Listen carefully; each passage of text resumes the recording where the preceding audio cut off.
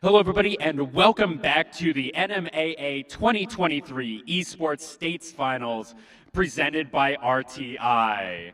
Our sponsors for the event are RTI, Xfinity, ASUS Esports, Cooperative Educational Services, Nusenda Credit Union. Special thanks to UNM Esports for giving us production and bringing computers. Also, thank you to NM Tech and NM State for additionally bringing computers, as well as APS and CABQ for additional computers.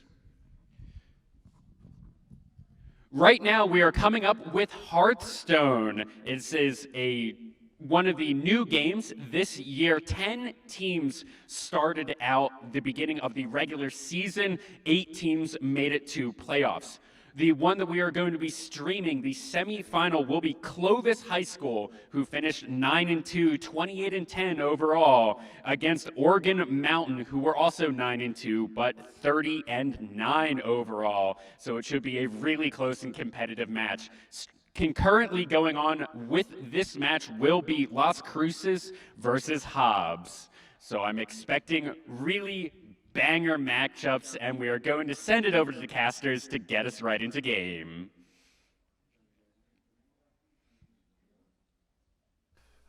Hi, my name is Dylan Yellow Cactus Bowman, and with me is... Hi, I'm Coach Tipton from Clovis. It's a pleasure to be here. Great to have you, great to have you. And coming up here, we have Clovis versus Oregon Mountain.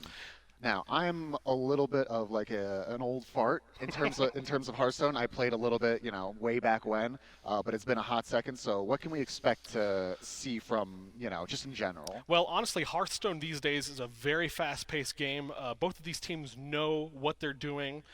Really, it's going to come down to control matchups versus speed matchups. A lot of times in Hearthstone, you see people wanting to smash face a lot, but we're going to have to see, are these players going to be able to make the right decisions at the right times? We'll just have to see. And like you said, this is our first year with Hearthstone. We're very excited. Hopefully we can get this game more people involved, having more interest in it, and let's get some more teams in here, because this is a great game. It's very near and dear to my heart, and I'm looking forward to these matches today. Awesome, awesome. What would you say is, I mean, you mentioned Death Knight earlier, but what would you say is the most fun class to watch? Okay, well, in your own opinion. Right now, there's some very fun things you can do with Druid. It's not the top tier deck, it's not consistent, but there's some funny things you can do with stealing your opponent's deck and then deleting their deck and then giving it back, so they're now in fatigue damage. Now, I don't know if we're going to see that at all during this finals weekend. If we do, I will be so excited, because that is a hilarious thing to see. Wasn't that also really popular like 4 years ago? Is it still going on, the same cards? No, brand new cards. Okay. It's much like some other card games. It's on a 2-year rotation. But they have printed some interesting cards really recently, within the past month, to say the least. So we're going to have to watch out for those spicy takes. Awesome, awesome. That's great to hear. Also, what about this new class called Death Knight? Yes, Hearthstone has recently added a class called Death Knight. As you know, Hearthstone is based on World of Warcraft. The mythos of it is this is the game they play in the World of Warcraft taverns. Now, recently Blizzard did add in Death Knight. It is quite strong. I expect every team playing this weekend is going to be bringing it. It's got very overtuned cards, to say the least. Even a recent nerf, it still made the card strong. So that one is going to be our biggest contender going in.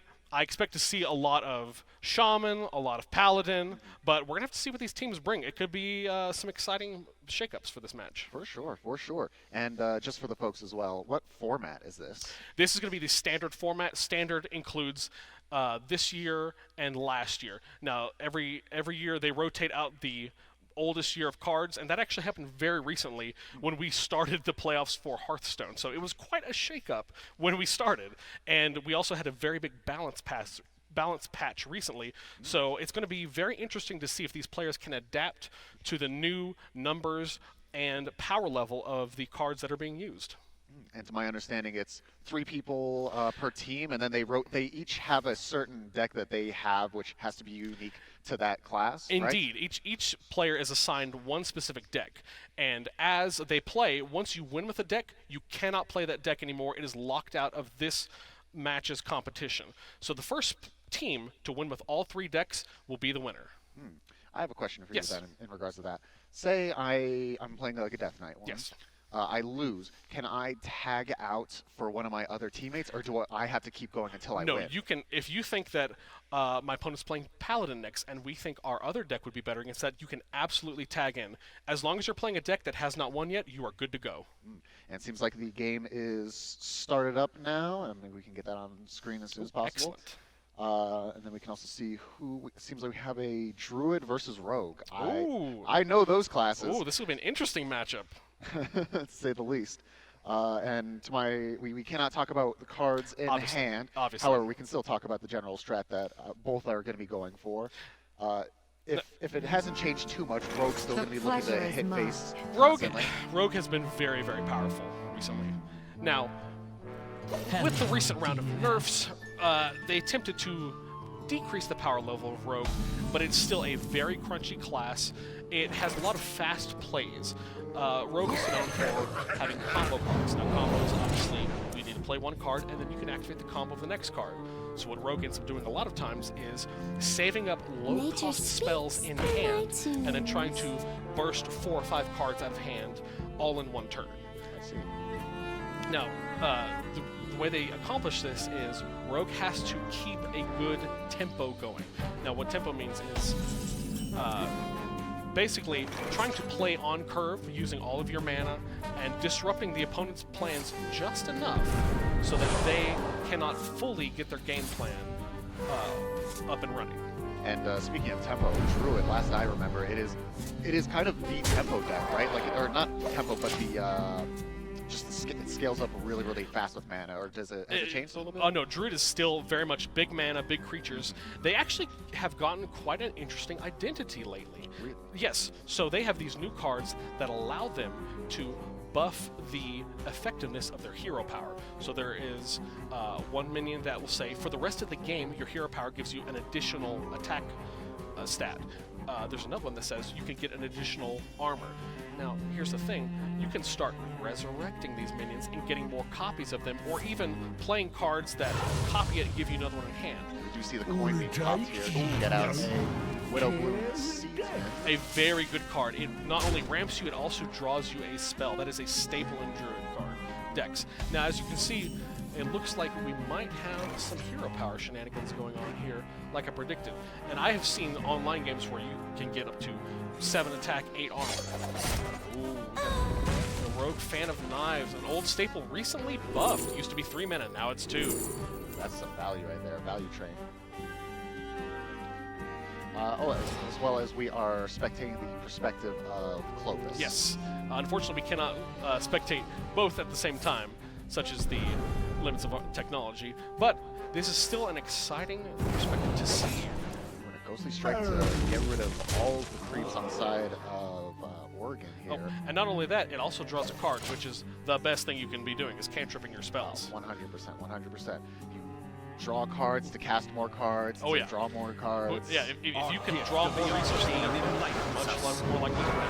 Oh, and we see Astralore. Astralore is one of the highest win rate cards in this game. And Groovy Cat. Groovy Cat, that's one of the ones that buffs your attack. Very fun. The recent expansion for Hearthstone was a musical theme, so there's a lot of fun musical names on these cards. Ooh, and he named unless he's already done A 3-mana Savannah Highmane, good lord. That is a heavily discounted minion right there that also leaves behind 2 other minions when it dies. Very sticky, very hard to get rid of. So who would you say right now is ahead? I mean, obviously there is the health, but health does not mean anything. Health This is is a true. resource. It's only the last point of health that matters. Exactly. So who would you say right now, just given what we're seeing, has, I think probably the Rogue has the higher tempo at the moment? At this point, that's 3-mana Savannah Highmane. That's a bomb on the field. Now, The Druid is probably looking to play a slower game plan, a little more control. The Rogue is going to have to try and outspeed their opponent. See, the Druid is considering their play. We don't know what they're considering.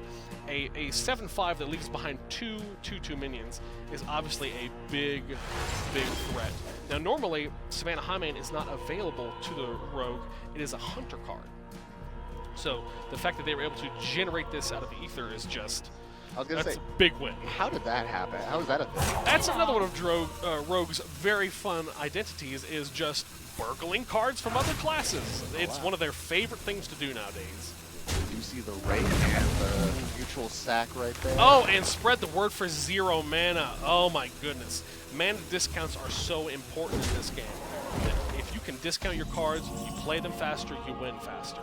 And we do see the 4 to the face to Rogue to kind of even out this health distribution. Yeah, health totals are very similar. Oh, we got a Sinstone Graveyard.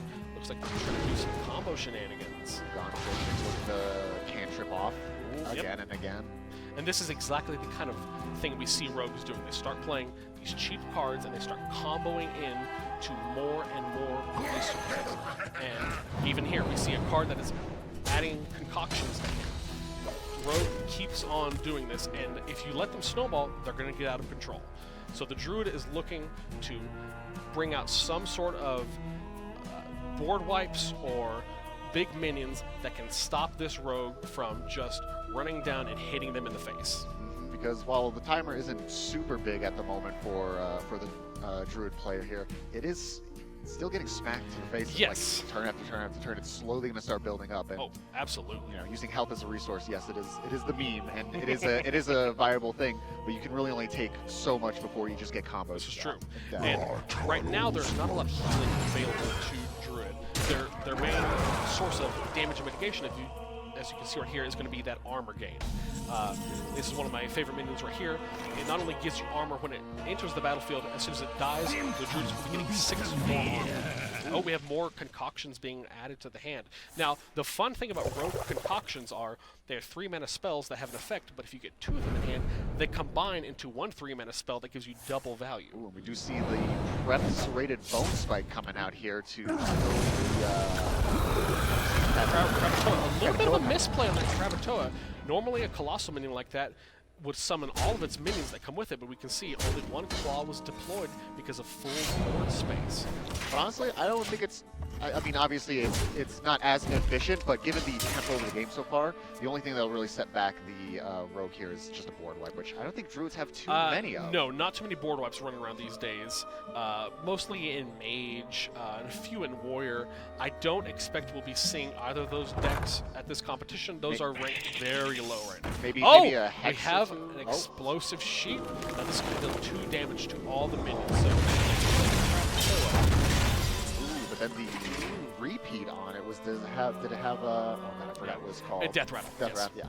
Yeah, so the Druid location from a couple of expansions ago, its theme was Death Rattle, and they were able to use it to trigger the Death Rattle of a minion they had on board at the time. So they're able to do 4 damage off of that Explosive Sheep, which is nuts. And because of that play, we're starting to see the huge card disadvantage now coming out from the Rogue player, where the Druid has like 7, 8 cards in hand, Absolutely. ready to go. And that's the thing you want to do against the Rogue, is if you can just stem the bleeding for just a bit, you can get a resource advantage on them and try to claw your way back.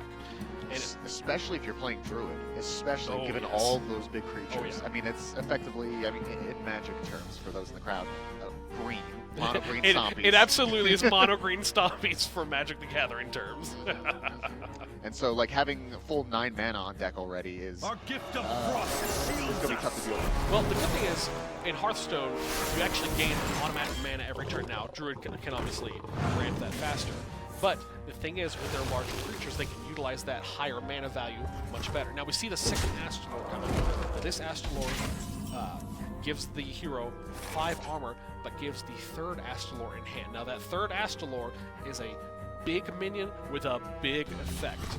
The Rogue is going to have to be watching out for that, because once it enters the battlefield, it's going to deal 14 random damage to enemies. And if there's no minions on the board, it's going all to the face. There it is! Astalor the Flamebringer, the highest win rate card we have in the game right now. It's a neutral, it can go in any deck, and it just kills with. And that's Rogue down right there. There we go. Game 1. That is Organ Mountain. Organ Mountain taking game 1 here. Exactly. So now the thing is, they are going to be locked out of Druid for the rest of this round. Yes, however, that does leave the Rogue player to, maybe explore that avenue for the future, and maybe using it as a counter pick. They will have to, if they would look to take the victory for this match, they're going to have to win with it at some point. Now, we don't know if they're going to play the Rogue deck again, or if they're going to switch to one of their other decks. And we're going to have to see what Organ Mountain has in store for us for round 2. Exactly. I don't necessarily think that the Rogue deck was bad. I think it just got out-tempoed, honestly. If you don't draw the right tempo cards, and you don't play your big turn at the right time, it can really just take the wind out of your sails. That is absolutely true. Oh yeah, especially that Death Rattle -2. Oh, like that one. Yeah. That would really just that cleared the board. It and was just so really devastating. Sucked all of the life out of that deck. It felt like. What Rogue is looking to do with their location is to play multiple cards within the same turn and then summon a 10-10, a 14-14 ghost minion. The type doesn't matter. The point is, it's a big minion that you get for free. Now, if they can't do that, that Rogue deck is going to fall behind, as we saw, and that Druid deck is just going to put up that wall and stop them from doing what they need to do. Now, we do not know, at least I personally, don't know what decks each team has per se, but what do you think we can expect now coming out of Organ Mountain now that they've shown the Druid? I would not be surprised to see a Paladin deck. There are 2 Paladin decks that are top of the meta right now, both Mech Paladin. Oh, and we are back in game. We see Death Knight versus Shaman. Very fun. Very cool. Like I said, Death Knight, very strong. Shaman has a very, very fast identity this go-round. They usually play what's known as a Totem Shaman, and they're trying to just get as many minions out on the board and just hit the face as fast as possible. And here we see a weapon that is going to summon a totem whenever it attacks. And so, I remember you talked about it before the stream started up again here, but with Death Knight and everything, does it only count for his own minions that die, or does it count for every minion that dies? So, the corpse counter, what we're talking about, if you look down right below the mana symbol, you'll see a small skull. The corpse counter only gives you additional corpses when your minions die. It is a resource that only you can generate for yourself. And there are certain undead minion types that count as a risen minion that will not give you a corpse because they've already been used. If it included every single minion in the game, that would have been a hard shaman counter, I'm sure. It would be truly devastating. That'd be a real interesting identity, I think. Death Knight is very happy if it can have a pile of corpses ready to use. So many of its cards need to spend corpses in order to be viable.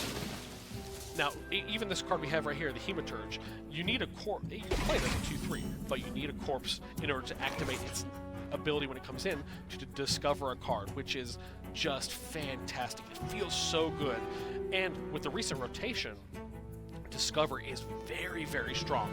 The pool of cards has gone down, so the options from which you can discover a card are much more consistent. So I am not at all surprised to see these Hematurges here. They're a very good card. Gotcha. And again, just roundabout, or round it again. So Death Knight's whole thing is just kill its own creatures in a sense, raise them back up, and then... That depends on which version of Death Knight you're playing.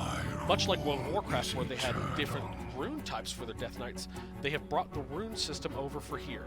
It looks like we are playing a Blood Death Knight here. If you look at the Hematurge, you can see there are 2 red mana costs, which means it is a 2 blood rune minion. Now, whenever you are constructing your Death Knight deck, you have to lock in which runes you can use, and you cannot use cards from outside of that rune combination. So if you go triple blood, you cannot use any unholy. It was on the field. Felt like we were... No, it was the Hematurge that was on the field. Yes. Anyway, you want to- so we've talked a ton about Death Knight here and everything. What is Shaman's general game plan? So Shaman right now, as you can see, they are trying to do totems, it looks like. Now, that strange shark-looking creature you see there on the left, well now in the middle, is an amalgam. That is a minion that has all creatures. Oh my goodness, a thing from below, a devastatingly big minion. Yeah, talk about that. Talk about that. So Death 5/5 taunts. Yeah, That's crazy. 5/5 for taunt how much. for one, for every totem the shaman summons, that thing gets reduced in mana cost, and you can get it down to 0 mana. And anytime you can play a 0 mana 5/5, you are just having the time of your life. That is a great thing to play. And I'm pretty sure that was reduced by 2. I think because 2 totems came out this. Oh, it was certain a time. lot more. That thing normally costs 6, I believe. So Oh that my was a goodness. 5 mana discount. Wow. And it's not just totems you play; it's totems that you summon with your hero power or summon with that weapon the shaman played earlier. Oh. Oh, looks like we have some sort of technical difficulties. Hold on, folks. All right. Well, while we figure out what those technical difficulties were and such, I don't know. I felt like that game was starting to go okay. I mean, I wasn't really too sure like who was really kind of feeling... For playing against a Death Knight, Death Knights definitely want to control the game. So that is a classic matchup of we see control versus aggro. And I think are we back in? Are we good? Back in. We're back in. Okay. It seems like all that really changed was I believe that's Dirty Rats? Question mark? Yes, Dirty Rat, very fun card. Now, what Dirty Rat does... Oh, and they obliterate. Oh, Oh, you hate obliterate. to see it. Well, it's Obliterate recently buffed. Used to, whatever the minion's cost was, you would lose that much health. Now it's just 3. Now, that Dirty Rat that we missed for the folks at home, Dirty Rat what it does is it takes a card from your opponent's hand, puts it on the battlefield. And you may think, well, that's not very good. It's giving them a free minion. But if that minion is a key combo piece or has a battle cry, it doesn't trigger the battle cry. So you're trying to make them play something before they're ready so you can kill it. And we also just saw the Shaman play, I forgot what it was called, but something to draw 3 Draw cards. 3 That's- cards. Oh my goodness. Infused. So when a card with Infuse is in your hand, if you have minions die, it powers it up. Normally that card would only draw 1, and it drew 3, which, let me tell you, best part of playing any card game like this is drawing cards. You need more resources. Oh yeah. I mean, at the end of the day, it's kind of like deck building, where you just want to get to your best cards that are going to win you the game. And how do you do that? You just draw more cards. You need to draw more cards. Draw more cards. Exactly. Did you see a Rubian Vizier. Now this is an interesting one. If one of your undead has died since the last turn, you get to discover a card. And like I said, Discover, very strong right now. What is Discover? Discover, what it does is it will show you 3 cards, a combination of from your class or neutral cards. Then you get to pick one and you get that card. Now, To your hand? to your hand. Okay. So you are generating cards out of nothing, which as we know is great value. Like, the more resources you have, the better you're going to be doing. And the Rubian Vizier honestly sees play in so many decks because Discover is so strong right now and there's so many undead minions to fuel it. 4 basic totem coming out. And a Rot Gill. Oh, that is a devastating play from the Shaman. Rot Gill makes it so every minion on their side of the field has Battle Cry, or Death Rattle, give your other minions +1/+1. So each one of these totems that dies is going to power up everything else on the field for 1 more. Oh my goodness. That seems... Removing this is going to be very difficult. This Death Knight better have something in their back pocket I to deal hope with this. They better. I mean, they can try their hero power, but that just only summons a 1/1. We have got to see, can they pull out of this situation? Rot Gill is one of the highest win rate cards for this type of Shaman. It feels so good whenever you can land it on a full board. And there may not be lethal on board at the moment for the Shaman. However, I'm sure, more than sure, that it's on deck, or at least threatening. Oh, definitely threatening. They have put the Death Knight on a clock here. I mean, we can see there's more. Oh my goodness, there's what, 14, 15 damage on board right now. That's 2 turns, and they're done. Now, the fortunate thing is Death Knight excels in these sorts of situations because they are a hard control deck. They're trying to slow the game down. They're trying to gain health back. They're trying to mitigate what the opponent is doing. I've often heard the said in Magic is some decks are trying to win, and some. Oh my goodness! A corpse explosion. This is one of the ones that I was telling you about for the corpses.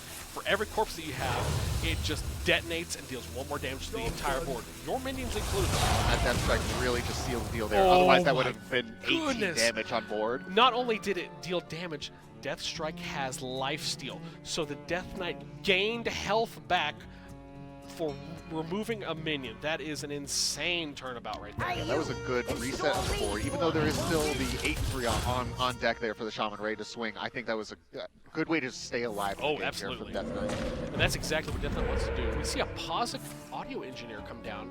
Now, normally we see POSIC played when the opponent has a close to their hand, since he puts like 2 3-3 bots in your opponent's hand. Now, the thing is, if they can get that POSIC dead before the Death Knight can play them, they get those back. But what we often see is POSIC is used to, say your opponent is at 8 cards, you put those 2 in their hand, when they try to draw the 10th card, burns up, milled, which is it can be devastating to have that happen to you, because you can have a oh my goodness, we have Sylvanas the Accursed infused come in. She's been fully infused, has all the power-ups she needs. Normally she battle cries, destroys a minion. When she's infused, she steals it. So not only do you deny your opponent a resource, you take one for yourself. That is a great play right there. Oh, wow, yeah, that's turning the biggest minion there on the field from the Shaman against. And we see a Bloodlust! Oh my lord. Is this game? You've been playing, classic Bloodlust. It just deals so much damage. Powers up your minions, and they hit like a truck. Oh, is that's not lethal, right? Oh, I that think might be lethal. that's lethal. That's lethal. That is lethal.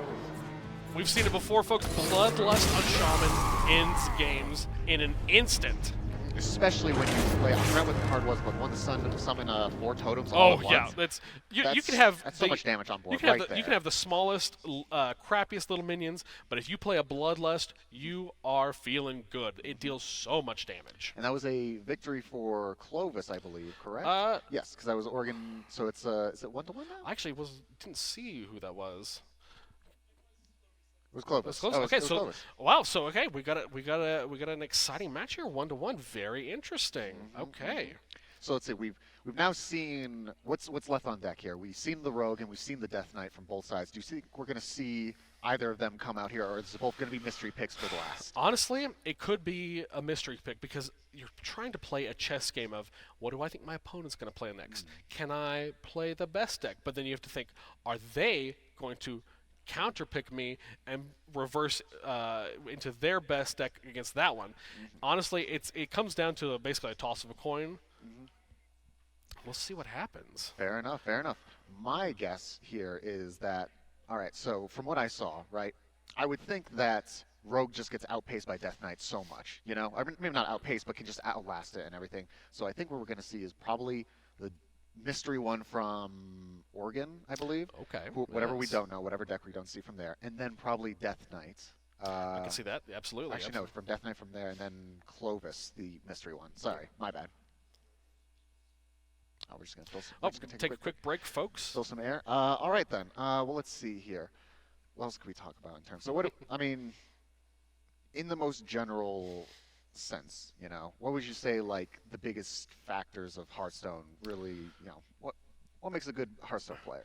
Well, honestly, it comes down to having the patience to plan out your turn. Now, you do get a long timer for your turns, but as we saw on one of those matches when we had the disconnect, a rope will appear in the middle, and then once that burns down, your turn automatically ends. Whenever you watch the pro players, you'll often see them, it looks like they're doing nothing, but what they're doing is calculating, because there are multiple avenues to victory that you can find, much like any other card game. Now, the more amateur player you're going to see is going to just try and play as fast as possible. Obviously, the right answer is just to hit face, right? Not always. You always need to consider, what do you have in your hand? What could you draw from your deck? Even if you still have 15 cards in your deck, you might draw that one that could win you the game, so you need to play like you're going to draw it, because on the off chance that you do, then you have got lethal on board and you can take your opponent out. Awesome.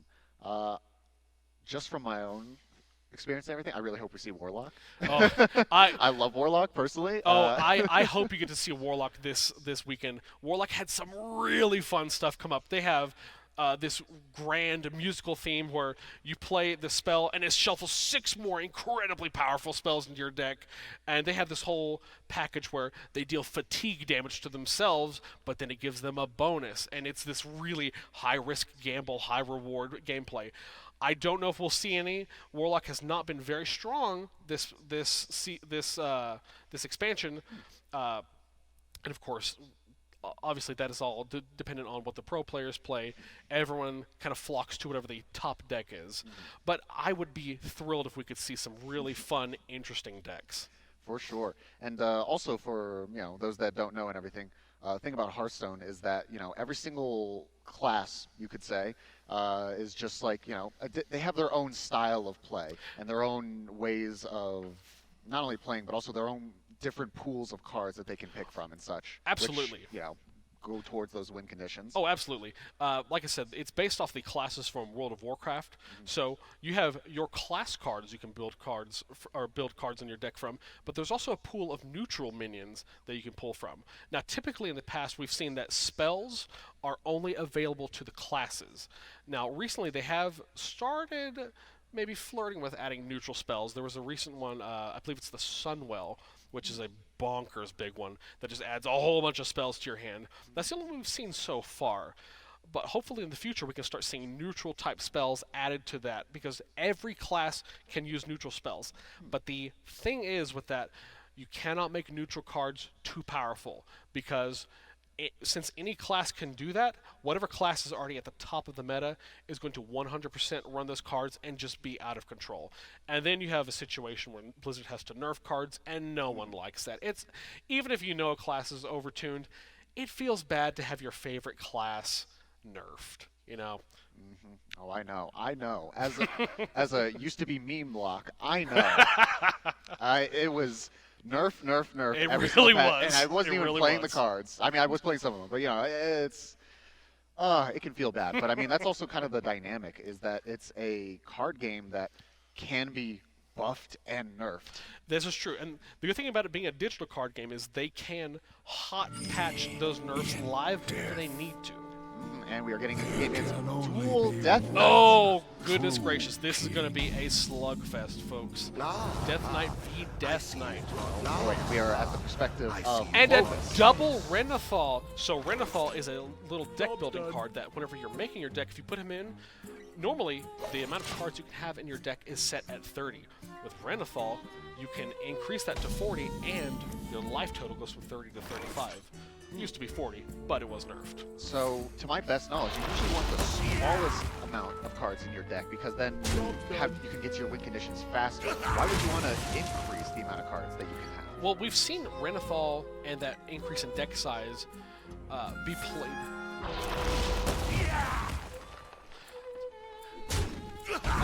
We've seen Renathal be played because used to it was set your health at 40. Now an extra 10 health was a huge stopgap against the body bag. And like I said, there's the Hematurge. They're going to be discovering a card. We're going to have to wait and see what it is. Body Bagger, a great one-drop. It's a 1/3, and it, most importantly, gives the Death Knight a corpse as a battle cry. So you can see down there in the bottom, they already have one corpse. Back to Renathal.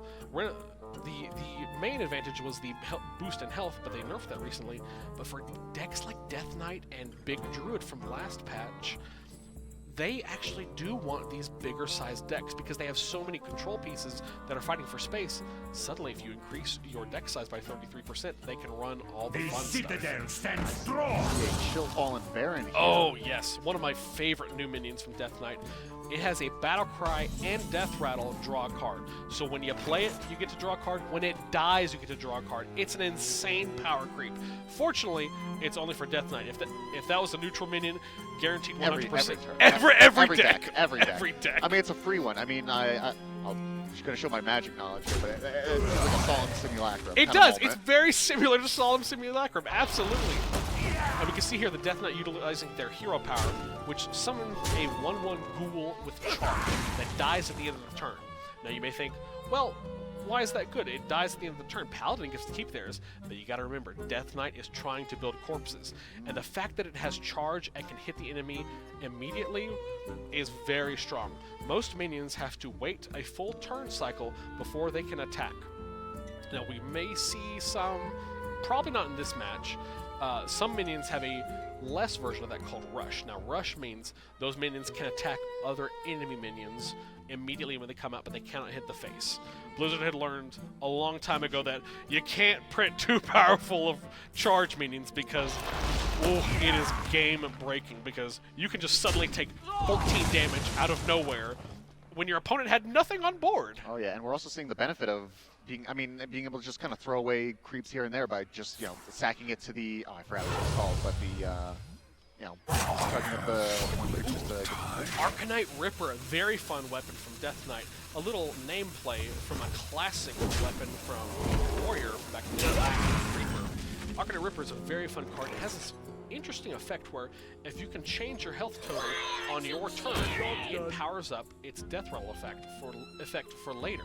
Now, changing your health can be healing yourself, but it can also be smacking the enemy minion, because that changes your health. It's damaged, but it changes your health total. And it will summon a bigger minion whenever they decide to finally destroy that weapon. And I believe it has lifesteal as well, which will help you mitigate some of that health that you lost. Oh, and we do have a Screaming Banshee here. Oh, Screaming Banshee. Of Clovis here. Now, brand new card for Death Knight. Very, very strong. Whenever you gain health, it summons a minion with stats equal to the health that you gained. Oh, it can be devastating to try and remove, because if you have to attack into it, it's going to gain health and summon more minions. So ideally, you want some sort of destroy target minion or deal direct damage with a spell. Now, if we were seeing a mage or maybe a shaman from the past, the current shaman's very minion heavy, we could see that Banshee would be removed, no problem. But I believe both of these decks are going to be very minion heavy. And, looks like he is swinging into it. Yes, indeed. We see the lifesteal come in, but he was only missing 1 health, so he only summoned a 1/1. That's a great opportunity to use that. And we see the 3/3 lifesteal off of the Arcanite Ripper. And the spell damage to hit it directly to avoid it spawning another minion there. Absolutely. And we can see that they also played what's called a School Teacher. Now, this is a Naga that lets you battle cry, discover a little baby Naga, a little 1/1, who has a spell effect built in that you get to discover. Gaining health, spending 3 corpses to gain 5 more, and draw a card. That's one of the classic Death Knight cards right there. You put up 45 health. And that's not just healing, that is health gain. That allows you to go over the maximum health that you start with. One of the few times you can do this in this game. And then we see just the chump blocking there to clear the board. Oh, absolutely, absolutely. Both of these gamers are trying to basically play a control deck, be a control deck. So this is going to be a long and grindy match. We do see here Oregon Mountain opting to, even though it will draw Clovis a card, still opting for the smack just to get some lifesteal. Oh, absolutely, absolutely. They want to get their life total back up, and they want to stop any further damage from that minion. And it's basically for free because they're minion lift. And we can see another Hematurge coming out from them. That is interesting. Very nice, very nice. It seems, I would say, even though there is quite, there's a 10 difference here in the health, I feel like this is a somewhat even game for the most part. It is slightly still towards Clovis. Possibly maybe? For right now. That's Or the thing Oregon. with Death Knight. With the health totals can change so drastically. You can gain 10, 15 health in a good turn. So you never can count out a Death Knight deck, because there's always the chance that they're going to come back and just devastate you. And we do see Clovis here kind of looking a little barren with no minions on the field at the moment. This is true. A little scary. Oh, get Rubian Vizier, again, one of the best cards. Get to discover a card. We're going to see what they end up picking. Oh my goodness, we have another DC, folks. We're going to get right back in there as soon as we can. But so far, yeah, it seems like a really even game for the most part. I mean, absolutely. I'm not too certain what to expect from 2 Death Knights and everything, but for the most part, it seemed no one's really too far ahead than the other. Absolutely. Now the thing is with that Renathal that they played. We're back in it. We're back.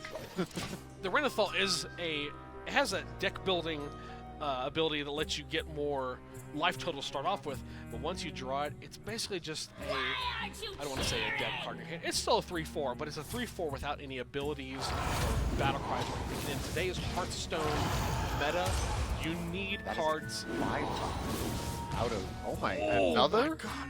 So that sanguine blood that gains you 5 health and then spins 3 corpses to gain 5 more. It's 2 separate instances of life gain.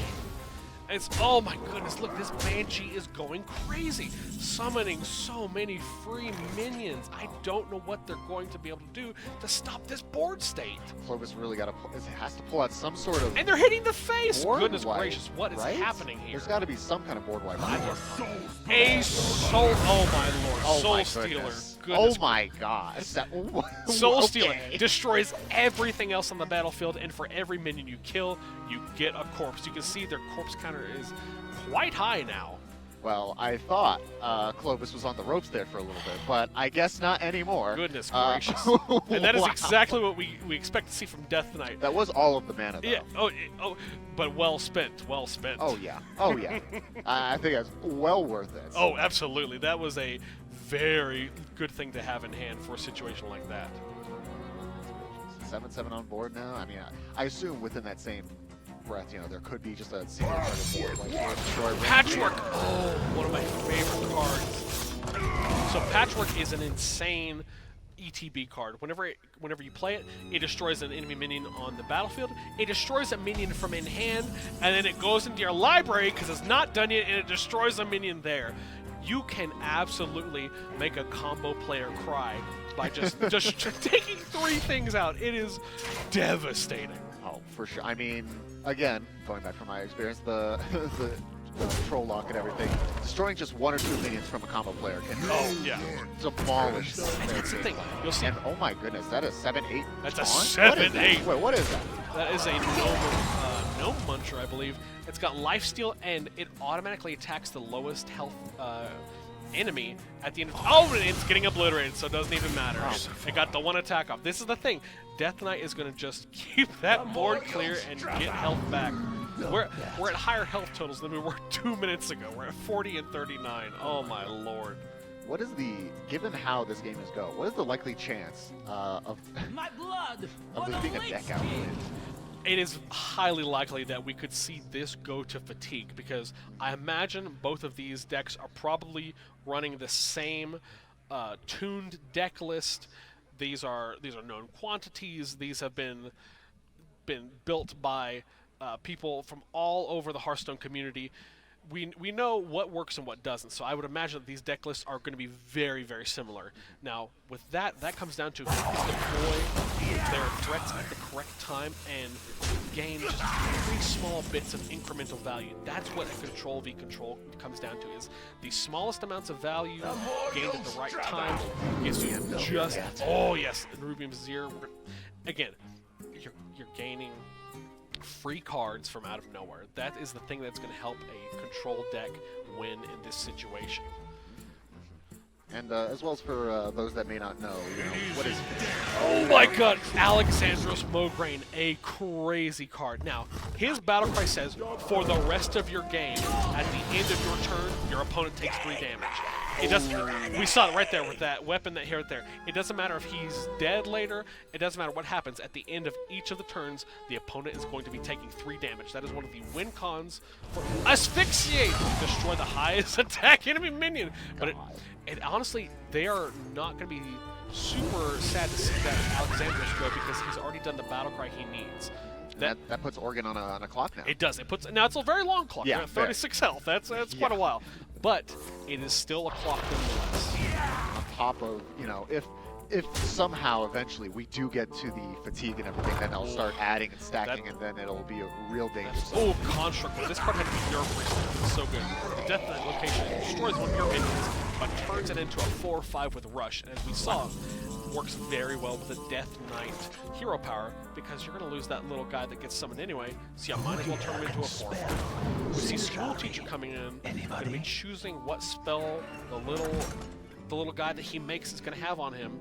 That's going to be a battle cry trigger that spell. And we see another, what I assume is going to be a fast rejoin back. but- Hopefully, that's the good thing. Hearthstone does have a fast rejoin feature, but as we've seen over the course of this match, there has been some disconnects.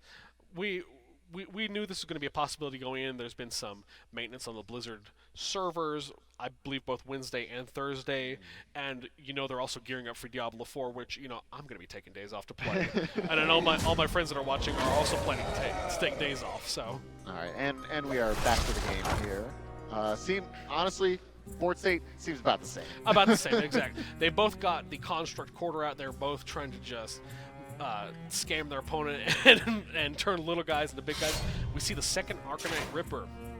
Now, for those of you that may not know, you can only have 2 copies of any card in your deck, except for legendaries. If you're a legendary, you can only have 1. That's going to be the second Arcanite Ripper, so that is going to be the only one you can play for the rest of the game. We see another Banshee come out with crazy gains again. 3-5. That's where you want to be with the Banshee. We're going to see if they can do something about this, but it's looking pretty dire. And I do not know what that 1/1 minion there is that has the protection, but they're also a protection. So that light blue glow you see, that's a newer keyword we see. It's called Reborn. Oh. So a minion that has Reborn, it will come back to life once, but it will only have 1 health. For a 1/1, that doesn't really matter. But we've seen very powerful minions in the past have this Reborn feature, so you just get a little extra value out of it. Not to mention more corpses. Absolutely, more corpses. Death Knight loves their corpses. They're going to be trying to get more. Anti-magic field. Goodness gracious. Not only does this buff your minions, it also makes it where they cannot be targeted by enemy spells or hero powers. Ooh, wow. And then coming next tournament, I think we're going to have a 7/7 on deck. If it doesn't get obliterated or God knows what else is out there. Now, we have seen cards played earlier in the match that may be able to take care of it, but really the only way they're going to be able to remove these minions consistently is going to be playing their own minions and running them into them, because, again, they cannot be targeted by any spells. Now, if the Death Knight, the opposing Death Knight has some sort of deal damage to everyone, that will be okay. That can still deal damage to them and take them out. But it can be a back-breaking enchantment. Oh, we have a Dirty Rat. Oh my goodness, this is exactly what we like to see with Dirty Rat. Dirty Rat brings out the Sylvanas. Sylvanas does not get to be infused or to have the Battle Cry trigger. And we get Blood Boil! So this is one of those multi-damage spells I was talking about. At the end of their turn, Blood Boil is going to deal 2 damage to every minion that's been hit by it. And it's going to keep doing that every turn until they're dead. But the thing is, it's got lifesteal. So for every 2 damage, look at that. Gaining health, gaining health, gaining health. My goodness. That was, oh my goodness. Blood Boil is the bane of every aggro deck's existence, because you think, I've got this Death Knight on the ropes. Nope, I'm just going to gain all that health back. God, this is really just one board wipe. I feel like I'm watching Board Wipe Tribal. It is. I don't. It's like, oh wow, a board state. No, it ain't. No, it ain't. We see it looks like they're killing the Tour Guide. Now, Tour Guide, very unseen card, still very powerful. I was personally very excited to see it come back into the meta. It's just a 1/1 that makes your next hero power cost 0. But the thing is, for Death Knight, that's 2 corpses. Because it's an additional corpse, and it lets you play your hero power for free. Very fun. So, looks like we've got the boards back to a clear start. Okay, we've got another Chill Hall of Baron. They're trying to draw some cards, get more stuff in hand, more gas to be able to pedal towards victory. And all the while, Organ Mountain taking 3 damage at the end of every single turn with Clovis. Absolutely. And it's just, I feel like eventually we got to get to someone getting close to right. Well, they've got this, look at it, they've got this 10-10. That thing has lifesteal, so if they can keep that 10-10 alive, they are not worried about that 3 damage. It's going to be Can they keep it alive? That's always the question. Well, that's the question against Death Knight. We see their patch. Oh my god. Boom, boom, come boom. on. It hits the 10-10? Or did it? Oh! Yeah. It got their Alexandros Mograine! Oh my goodness, that is a devastating hit. That is absolutely devastating. That means they're not going to be able to turn on a clock for Clovis. That is bonkers. Recently, there has been a nerf to the way that things get discovered. Alexandros is a 3 pip card when it comes to the runes, and they recently said Death Knight will no longer be able to discover 3 pip cards. That means that Organ Mountain is not going to be able to get another Alexandros. They're going to have to find some other way to grind out this victory. Oh my goodness, and it's, you know, I did mention it. I didn't think we'd actually get to a potential deck out situation, Yes. but it's slowly becoming more and more of a reality. Oh, absolutely. We see these decks thinning. Now, for those at home who may not know, whenever you have 0 cards left in your deck, you start taking what's known as fatigue damage. The first time you try to draw from an empty deck, you take 1. The second time it's 2. The third time it's 3. It is a cumulative damage system that will eat away at you much faster than you think it will.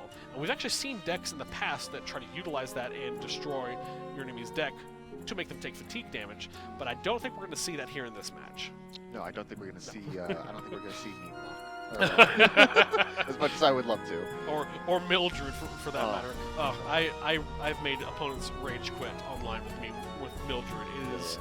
It's pretty impressive. It can feel that way, but if you don't, it's really only effective against combo players. This is true. This is true. And if you're playing something which is not combo oriented, which feels like Death Knight, it's kind of like a, oh no, you built one of my cards. Oh no. Okay, I have more. It's a good thing I have all these other vast resources from which to draw from. We're seeing the game kind of slow down a little bit to a grind here as hands are a little bit low for both players here. And there's the rope. Now once this rope goes down, they're going to have to play what they've got and figure out what they're doing. Okay. Killing off the tour guide. Okay, very just safe plays right here. Looks like both teams may slow down and see what's going on. We also do see, I want to point out the 32 corpses on the side of Clovis. That's a lot of corpses. That's a lot of corpses. Certainly Sea Guide. What this is, it swaps your hand with the bottom of your deck, so you can see what's down there and maybe try to pull some sort of victory from that if you don't like what's in your hand. Just kind of cycling through cards just to find something if you have nothing. Absolutely. Our gift of the art. They played an Astral Bloodsword. We saw earlier in this match, but one of the previous matches. Oh, and he plays the second last floor immediately. He's got the Mana Thirst, so he can get secondary effects. This is big. Very, very nice. A board state. Let's see if it holds. A singular board state. A single turn. Let's see if it holds. I'm skeptical. Well, now the good thing about playing these, Photographer Fizzle, one of the interesting new cards. It takes a snapshot of your current hand and shuffles that picture into your deck, which is a 2-mana spell that when you play it gives you the hand that it snapshotted. Ooh. So you get to clone all those cards that you have in your hand at the time. A very fun new card. I've utilized it quite a few times. So from what we're seeing here, it's 5 more board wipes. It very well could be 5 more board wipes. Now, the good thing right here we see is these Astalors and the Serfinley, they've basically done their thing. Oh, no. Yeah, there you go. See, folks, it's going to be a knockdown, drag-out match. Both of these decks are just going to be gaining life and trying to grind each other into the dust. This was the matchup that I was worried about taking a long time. Death Knight v Death Knight. They're both just sitting there behind their walls saying, "You do something. I'll wait to see what you do." God, it feels like old Warrior v Warrior. It really is like old Warrior v Warrior. I'm feeling the pain of just dragging on. Oh, and you see the Astalor coming out. Now he's going to deal 14 damage, but the enemy has such a high life total that it's not that all devastating. He's still at 25. A normal game of Hearthstone, you start with 30 life, so he's not feeling too much pressure right now. Yeah. I mean, he is in terms of the constant 3 damage, so it is starting to chip down a little bit if there is no more. And to be fair, it is an 8/8. That's a threat on board. That thing can hit you pretty. Is it? Asphyxiate. It's not. Nope. I spoke too soon, folks. It's dead already. Oh. Ooh, and a no muncher. That's the one with life steal and auto attacks at the end of turn. Life steal. Life steal. No. Yes. Yes. Oh my god. And it's a taunt? Oh. Yeah. Oh, and look at that. And it's dead as well. Folks, you can't count on any minions sticking around here because they're just going to get destroyed. We see Ghost Rider here. That's a new one. That is a new one. It's got the interesting musical themed ability, Finale. If you spend or if you play it when you have exactly its mana cost left in mana crystals, you get a bonus effect. Job's done. This one normally discovers a card, but if you have exactly 5 mana when you play it, you get to discover a second card. Very cool. It makes you plan out your turns a little more carefully, so you can get those extra bits of value. And in a control v control, you got to get that value. And while this has been just a constant back and forth, given the rough deck sizes left for both players, as well as the health count and just the general play so far, Oregon does seem to be slightly on the back foot They here. may be. Now, we can't actually tell how many cards are in their decks. That's something the players can do if they hover their mouse over the decks. But just gauging what they have left, it looks like Oregon Mountains is a little thinner. A little bit thinner, and also taking the constant 3 damage at the end of every single turn. That It's- 3 damage is going to catch up to them eventually. That's the thing. Especially because it won't be happening to Clovis. I think that's the bigger part. That was a truly devastating patchwork, and that's what you're trying to do whenever you play patchwork, is get that little combo piece, get that win count, and just snatch it away from your opponents. Now, I wouldn't say it's completely hopeless here for Oh, absolutely for Oregon not. Mountain. However, I'm so unfamiliar with this deck, and it doesn't seem like there's anything too explosive to really change the pace. Correct. These Death Knight decks, they're trying to win with value, and maybe if they can, discover something big, do something fun, they'll try to do that. Oh, and we see it happen to Scourge. Fill your board with random undead.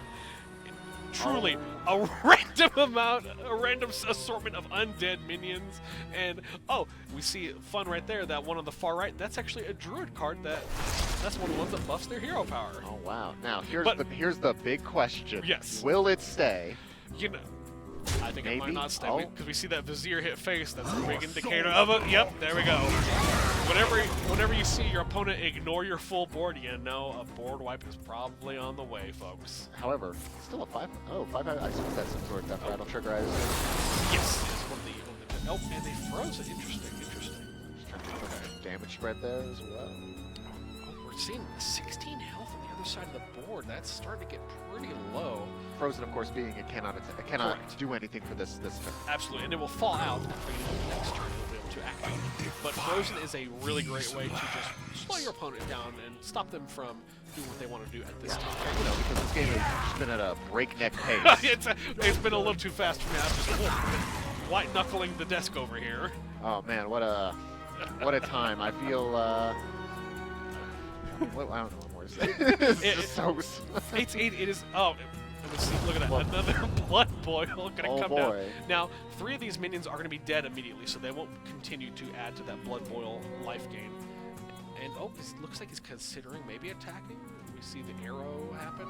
You can sort of see what your opponent is considering doing by those arrows that are. Oh, he's maybe going to attack the Banshee. He does. So that means this blood boil is going to hit these minions once, and then they are going to be done skiing. Now, that is going to be the Our full gift of healing. the arcane enlightens us. See their Astor come out. Only the first one, but we saw that card get added to hand. We know that's another Astalor. Yeah, So we know there's one Astalor at the very least. Yes, and the first Astalor adds the second one, and the second one adds the third one. Once you see it, you know what's going to be happening. Oh yeah. However, still, even though they have been going back and forth, Clovis has been holding on to this lead ever so slightly. Ever so slightly, this is true. We'll see I what think it's happens. just that constant chip damage. That constant chip damage, it really is almost a psychological effect on yourself, because no matter how good you're doing, you're going to be slowly losing your health. It's going to be whittled away. And here we go again, seeing us again Hey, during this death night. well, I mean, that's just a premium. I mean, look at us. The folks at home are absolutely thrilled to have us on camera, let me tell you. I don't know. hey, no laughing over there. I saw that. What a riveting game! I'm just saying. Oh, looks like we are back. Here we go again. back to enticing game. Doesn't look like too much has changed. Okay. Oh, and we see that back down to 16. Very interesting. 16. Now, if I was at Death Knight, I might be getting a little nervous, because we've seen a lot of resources used at this point. We've seen a lot of life gain used at this point.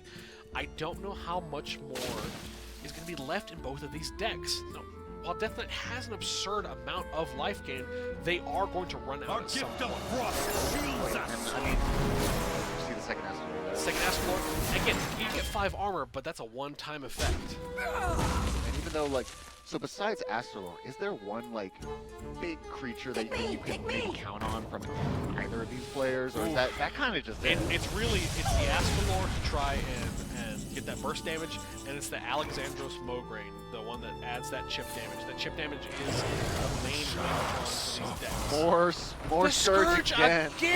Oh my goodness 2 gracious. foul eggs though. That's a little low roll there. Actually, Is it? foul eggs are not bad. It's not bad. Late in the game, they're not super great. They're actually a very useful card if you're intentionally putting them in your deck because you get that 3/3 undead chicken. Yes, folks, an undead chicken.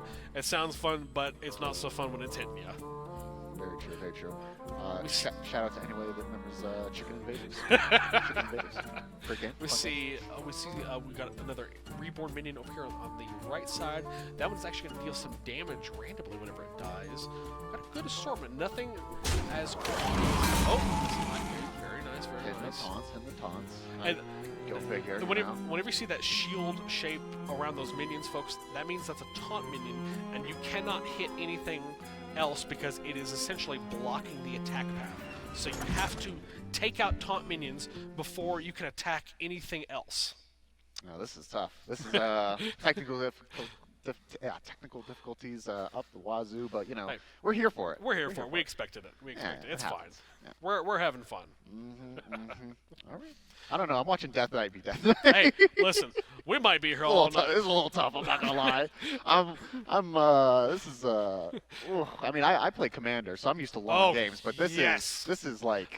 Actually, I believe my commander pod is actually on stream watching us right now, and they're probably saying some. Here we go again.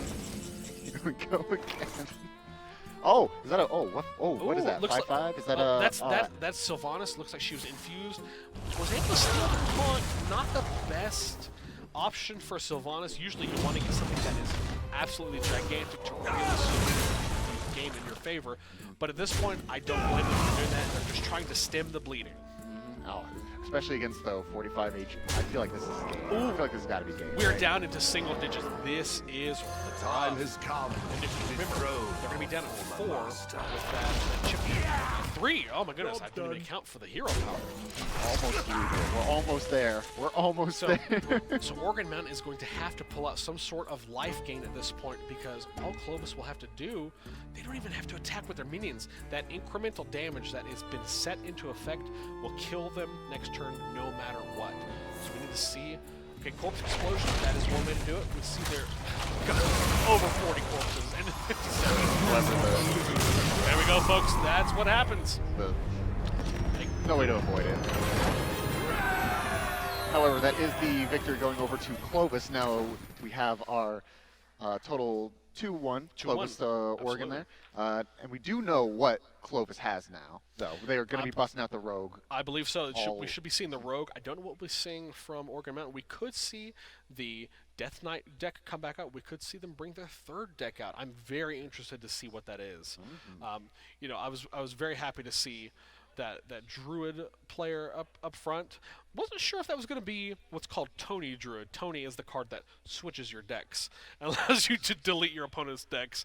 And boy, that makes for some salty gameplay right there. But very fun for the rest of us to see. Fair, very fair. I would love. Is Priest still a good counter against Rogue? Priest is in a very strange spot right now. Priest is actually in sort of an aggro spot. There's an aggro Priest. I know it sounds heretical, no pun intended, but the Priest right now has an undead variant where they're just trying to play these undead minions. Oh, we do have. Oh, back in the game, and we do have a Shaman. A Shaman, yes. Looks like a Shaman v Rogue. Very nice. Very nice. I do love.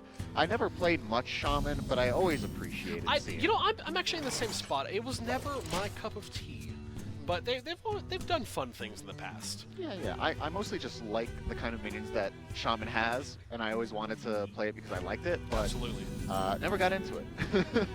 Shaman, they've had multiple identities over the years. They've had totem themes. They've had Murloc themes. It seems like Blizzard sometimes has trouble picking an identity for them, but we have hardcore Shaman fans who will say they're all great. Oh, we see that's one of those ones that creates concoctions. So what Clovis is going to be looking to do is get multiple concoctions in hand so they combine into one powerful version. Got the clownfish. Oh, the coming out. clownfish! Oh, dude, that thing is great. Discounts your upcoming Murlocs, and it's not for this turn. It's just the next 2 Murlocs you play, this game get discounted. Period. Great. So it can turn a 1 cost to 0, or it can get well, you that hopefully, 5 cost creature now. Yeah, hopefully if you're trying to play a higher cost card because you want to get the full discount. Give it the 4 mana. We see a rather unassuming weapon, Carving Chisel. Most people did not think this weapon was going to be very strong when it got previewed, but the fact that it just summons free totems, it turns out this totem shaman really loves free totems. Who would have thought? I mean, shaman liking free totems, I never. Who would have thought? Now, we did recently see a change to totems. Ooh, the Fan of Knives. Oh, there. yeah, Phantom Knives, great against totems. Deals damage, draws you a card. What more can you ask? Oh, and preparation. What are they going to be doing? What are they going to prep out? Preparation. Door of Draw Shadows. shadows. Very Very interesting. complicated. Drawing Prep again. Okay. All right. This All is right, what- we get it. We get it. This is what I talked about, folks. Rogue is trying to play 1 billion cards on their turn and just make everyone sit through it, and then they're going to do something big at the end. Honestly, this is why I don't play a lot of Rogue. I don't have the brain power to sit there and sequence all of these Rogue cards together. I'll make a misplay. I just want to play a big creature and hit the face. That's what I want to do. Goodness gracious. He's still going. What? How? Okay, there we four go. Mana, by the way. 4 mana. Look at that. Summon. So that's what he was trying to do, was play all this cards so the Sinstone Graveyard, the location, could summon a giant ghost. That's an 11/11 on, what was that, turn 4? That is bonkers. That is a huge minion to have on turn 4. We're going to have to see, can the Shaman deal with that minion? Now, it doesn't have any special abilities. It doesn't have taunt. It doesn't have lifesteal. But the fact that it comes down so early is the big part of its threat. And Shaman doesn't have too much removal. They have some removal here and there, but I feel like Not- would Shaman one that has Hex? No, Or that they do have Hex, but Hex, but I don't know if it's going to be in this thing. So the thing is, this type of Shaman, the Totem Shaman, is an aggro deck through and through. They're trying to go as fast as possible. Oh my goodness. Oh, those anchor totems. those are some beefy tokens. That's pretty good right there. Oh my goodness. Oh my goodness. This might come down to just who can hit face the hardest. I don't even know if we're going to see minion on minion combat here. Oh, we get the rogue deals. Oh, yes. Coin being popped here. They do have the minion that deals 1 damage to all enemies. So they're going to try and clear it out, and they're going to be able to do it, I think. There we go. See, this concoction. Clearing out all the totems. We're going to see this 11/11 hit the face. Brutal. Makes the whole screen shake. Down into, oh my goodness, half of their starting life total.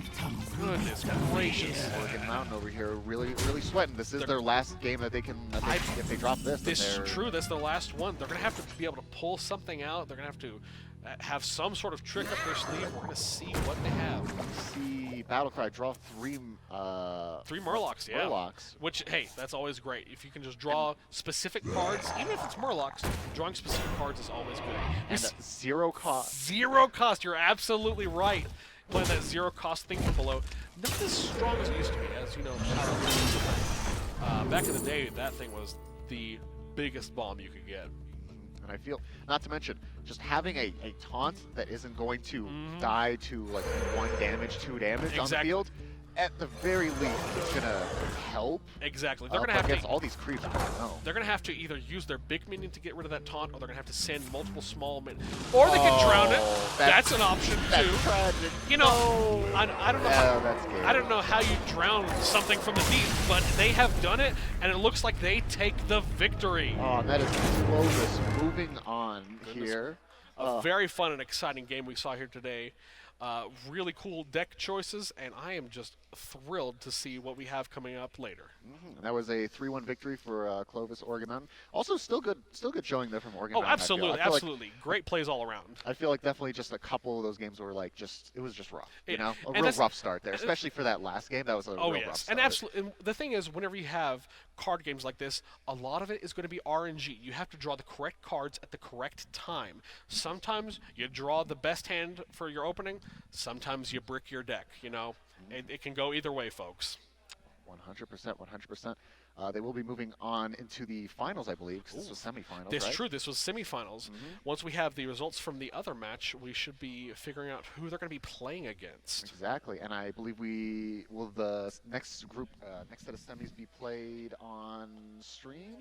I think that no, they'll be playing simultaneously in one of the other rooms. So we should know fairly soon. Clovis versus Hobbs Clovis is going to be in versus the Hobbs. finals. Okay, this is going to Very be fun, very very interesting. Very nice. Not to mention, I really love the fact that it's Clovis versus Hobbs. It's not Albuquerque versus Las Cruces. This is true. This is two smaller cities here in New Mexico showing their stuff and showing what they got. And I'll tell you, Clovis and Hobbs have had a rivalry going back decades from basketball and football. So this is going to be a very charged and energetic match. I'm looking forward to see what they can bring to the table. Well, to the gaming table. And hopefully with less game drops. Oh, yes. Well, we'll see about that, folks. So, anyone that plays Hearthstone knows sometimes you get game drops and you just got to get right back in, and hopefully you don't lose too much time in the downtime. For sure. And not to give any biases, but hopefully we don't see any more Death Knight v Death Knight. Well, oh my goodness. Again, that Death Knight v Death Knight can go pretty long, as we saw. I would like it if we don't get any mirror matches. They're not as fun, because whenever you have a mirror match, you end up seeing the same cards over and over again, and it's not quite as dynamic as you'd like to see for a stream that's being sent out like this. For sure. I think we're going to be throwing it over to our host here in a bit. Possibly, folks. Just stand by. All right.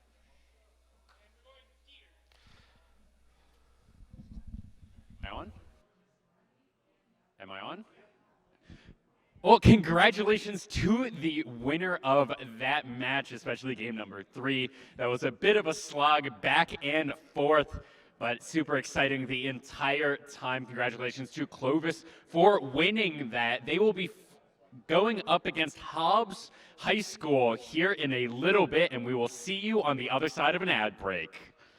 Riverside Technologies, your local trusted IT expert.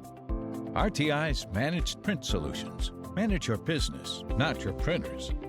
RTI offers a variety of services that can be customized to meet your specific needs. Our 4-step approach will ensure your print environment is secure. Learn how RTI could reduce your print costs by an average of 30%. Contact your local RTI representative today.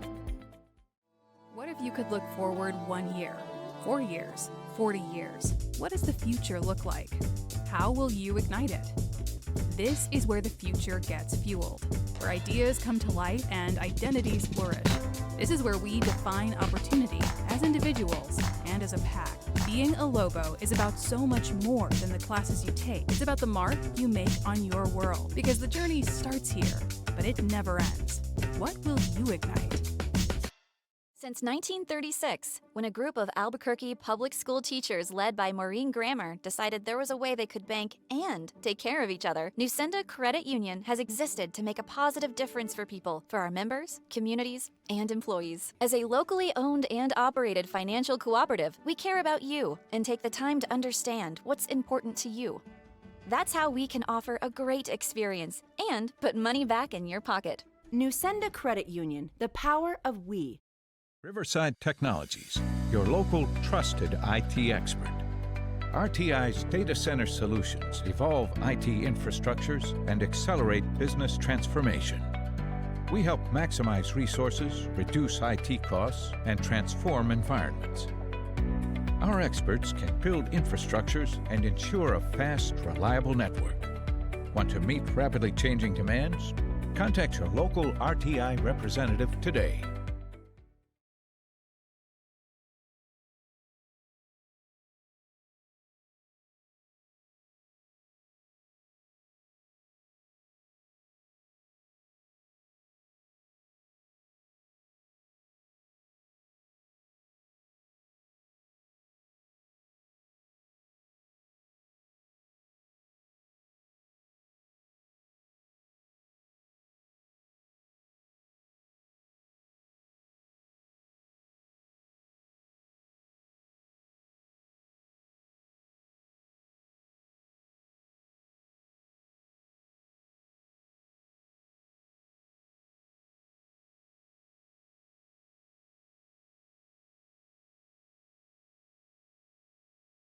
Riverside Technologies, your local trusted IT expert.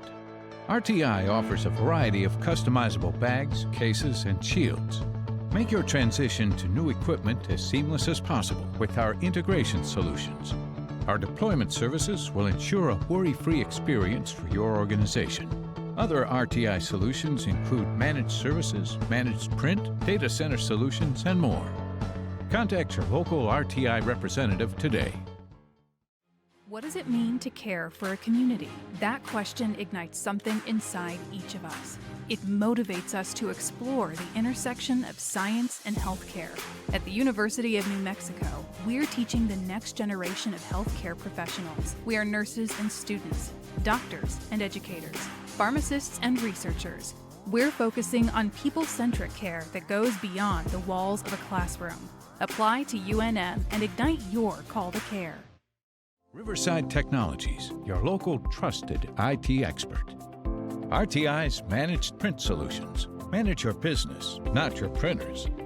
RTI offers a variety of services that can be customized to meet your specific needs. Our four-step approach will ensure your print environment is secure. Learn how RTI could reduce your print costs by an average of 30%. Contact your local RTI representative today. Since 1936, when a group of Albuquerque public school teachers led by Maureen Grammer decided there was a way they could bank and take care of each other, Nusenda Credit Union has existed to make a positive difference for people, for our members, communities, and employees. As a locally owned and operated financial cooperative, we care about you and take the time to understand what's important to you. That's how we can offer a great experience and put money back in your pocket. Nusenda Credit Union, the power of we.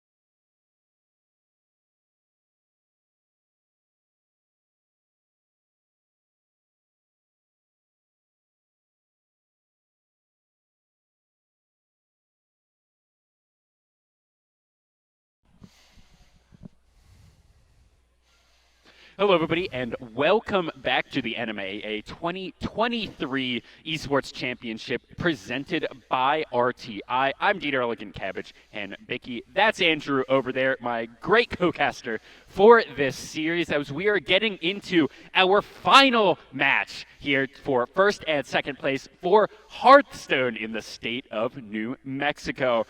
I'm excited for a pretty good match here. It's going to be Hobbs versus Clovis here. Clovis being 9-2 on the regular season. Hobbs, a bit of an underdog story. 7-4, very good scoreline, but they did just beat Las Cruces, I believe, who were undefeated on the season. This is true. They were undefeated. Very tough opponent. It's actually very impressive to see them up here for the finals match. I'm looking forward to really fun, exciting games here.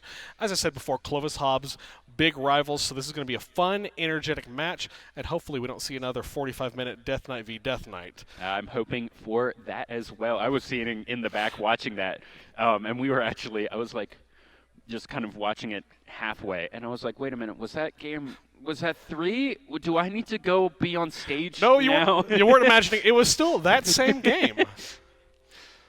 But anyways, we should be getting into game here fairly shortly. I see all 6 players in position on the stage here, so I believe we are just basically waiting for ready checks. It looks like they're just setting up the custom duel with each other, and as soon as they're ready to go, we should be cutting into spectating. Absolutely. So any predictions on this match? Well, goodness gracious, it could honestly go anywhere. Not knowing what decks they're bringing, this could really go in any direction.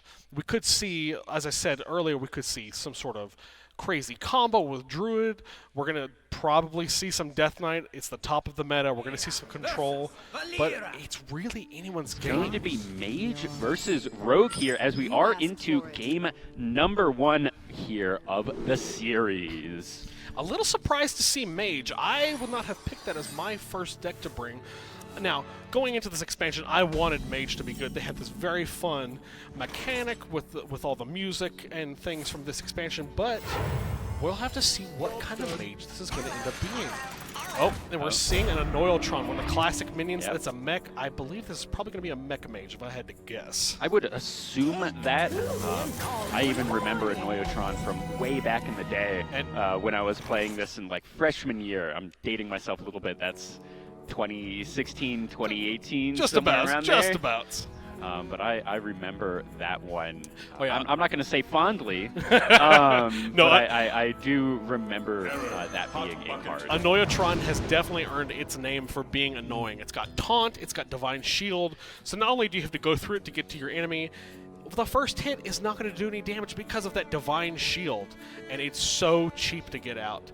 And with this being a mech deck, we could see multiples of them coming out in this game. We're going to have to see what happens. Looks like there's a Discover option being chosen here.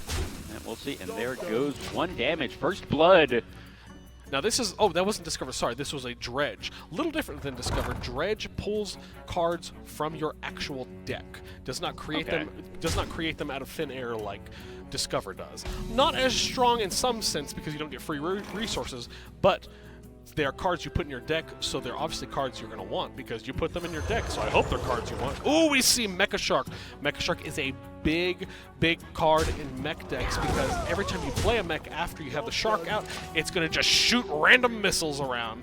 And once you get multiple mechs played, it starts really adding up. So we're going to have to see what happens. We do have 2 graveyards here set up pretty good. That can look pretty dangerous here. As we saw earlier, those graveyards can really make some big minions. And the fact that there's 2 of them, if they're not careful, that rogue is going to just pop off and make some big old ghosts. Yeah, absolutely. And there we see the power of the Shark coming out with the Anoyotron, the second one coming out, and that was a handful of damage being done. That was a nice bit of damage. The mech deck is often trying to run down their opponents pretty quickly. I wouldn't say it's strictly aggro, but it leans more towards aggro than more of a mid-range kind of aggro. Yeah, exactly.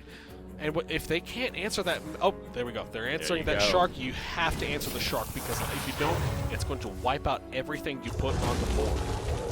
Absolutely. Oh, we're starting to see the preparations, and I think we're going to maybe be seeing some big ghosts appearing here in a second.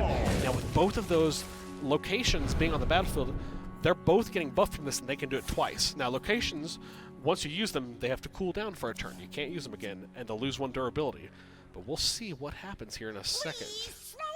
Oh, again, more zero-cost cards.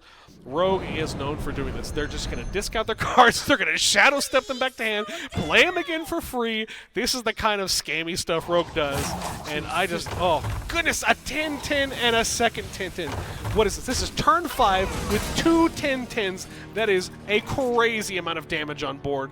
This mage is going to have to do something to get rid of these minions, because that is a lethal threat right there. Yeah, absolutely. And especially with the mech deck, it seems to be generally lower costed, lower power toughness Absolutely. Minions that are going to really have a tough time trading into the 10-10. And this is true. Now, Mage is known for its more spell-heavy gameplay, but right now that spell variant of Mage is not at the top of what we consider the meta. So this Mech Mage, I think, is ranked a little higher. And the trade-off there is they don't have the spells that Mage is known for having for getting rid of minions. We see, opting to not magnetize that minion so that there's 2 taunts on board. Now, magnetic minions can magnetize to other mechs, and they'll add their stats and abilities to it to make 1 super minion. All right.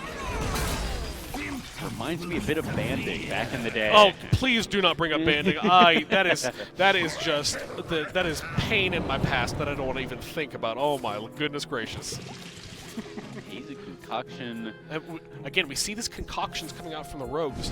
And you can play a concoction by itself, but you really want to get 2 of them in hand because they combine into 1 spell, but they keep the same mana cost. So you're getting 6 mana worth of spell for 3 mana, which is a bonkers discount. And here we're getting a dagger equipped, getting a little bit more damage. That's first blood onto the mage, but this is such a lethal board right now. That may be lethal presenting just overall. I think it is. It's 27. They only need to have 1 more. That looks rough. So we'll have to see what the response here is going to be from this mech player. Looks like they drew some cards, possibly. Maybe. Oh, we can see a second shark. This is nice. This is good. They're going to try and throw some missiles around. Unfortunately, I don't know if they're going to have enough missile damage to take out those 10 power minions. Those are the powerhouses that the rogue is trying to win off the back of. And the rogue is just going to most likely clear out the shark, if not just go straight. Oh, they're going straight face! Oh my goodness! Are they going to be able to do it? It's going to be 2 power remaining. I think that's lethal right there. That is lethal right there. They saw the thread, they pulled at it, and that is going to be the rogue take. Turn 7, we have a lethal hit from the rogue. That is what they're known for doing, and you have to watch out for them. Absolutely. Now, I don't actually know what team was playing what. I believe that was Clovis on the rogue, and that was Hobbs on the mage. Okay, so Clovis is up 1-0 in 1-0. We Still anybody's game, though. Still anybody's game. Still anybody's game. I believe on the rules we won't be able to see the rogue again. Correct. We will not see the rogue anymore. Hobbs will absolutely be able to play the mage again. If they're looking to win, they're going to have to win with it at some point. So we will for sure probably see it at some point. But now we're going to have to see, do they stick with the mage or do they move on to his second deck? Because they're going to try and figure out what is Clovis going to be playing. And this is part of the chess game with a format like this is, what is my opponent playing and how can I counter it? And it looks like we are getting right into game number 2. It is going to be Shaman versus Paladin. Paladin, very interesting. nice. We're not seeing the mage once again. Okay, very nice. Now, Paladin has one of my favorite hero powers in the game. You press the button, you get a free 1/1 minion. It's honestly great for stalling because you can always just make a free 1/1. Yep, even no matter what else you have in your hand, 2 mana left over, you just click it, you get him 1/1. Exactly. And now, unlike the Death Knight, the Paladin hero power minion sticks around. It does not die at the end of turn, but importantly, it does not have charge like the Death Knight. So it cannot attack. Oh, goodness. Now, here we see a bit of pain for gain. This is a 2/1 1 mana minion. Pretty good stats, but it's also got Divine Shield. The trade-off is the Battlecry deals 2 damage to yourself. Interesting coming out from the Paladin there. Yeah, absolutely. Here, We are going to possibly see something. Okay, we see the coin coming out. Now, second player, the second person in the turn order always gets a coin, so they can make up for that advantage of not going first like the first player. Looks like they're going to be playing a more of a. Oh, that anchor totem getting killed is a big deal. That's a good pump spell right there, That's and great. the Divine Shield stays on it. Importantly, I feel like that's going to be quite big. Well, with that anchor totem having no power, it cannot do any damage to take out that Divine Shield. That is a really good hit. Oh, here we see a mistake. Not actually a mistake, that's the name of the minion, folks. But that is a crucially all minion type minion, meaning it counts as a totem, it counts as undead, it counts as whatever you need it to be. Absolutely here. Oh, Steward the Steward, a little wordplay from the Hearthstone dev team.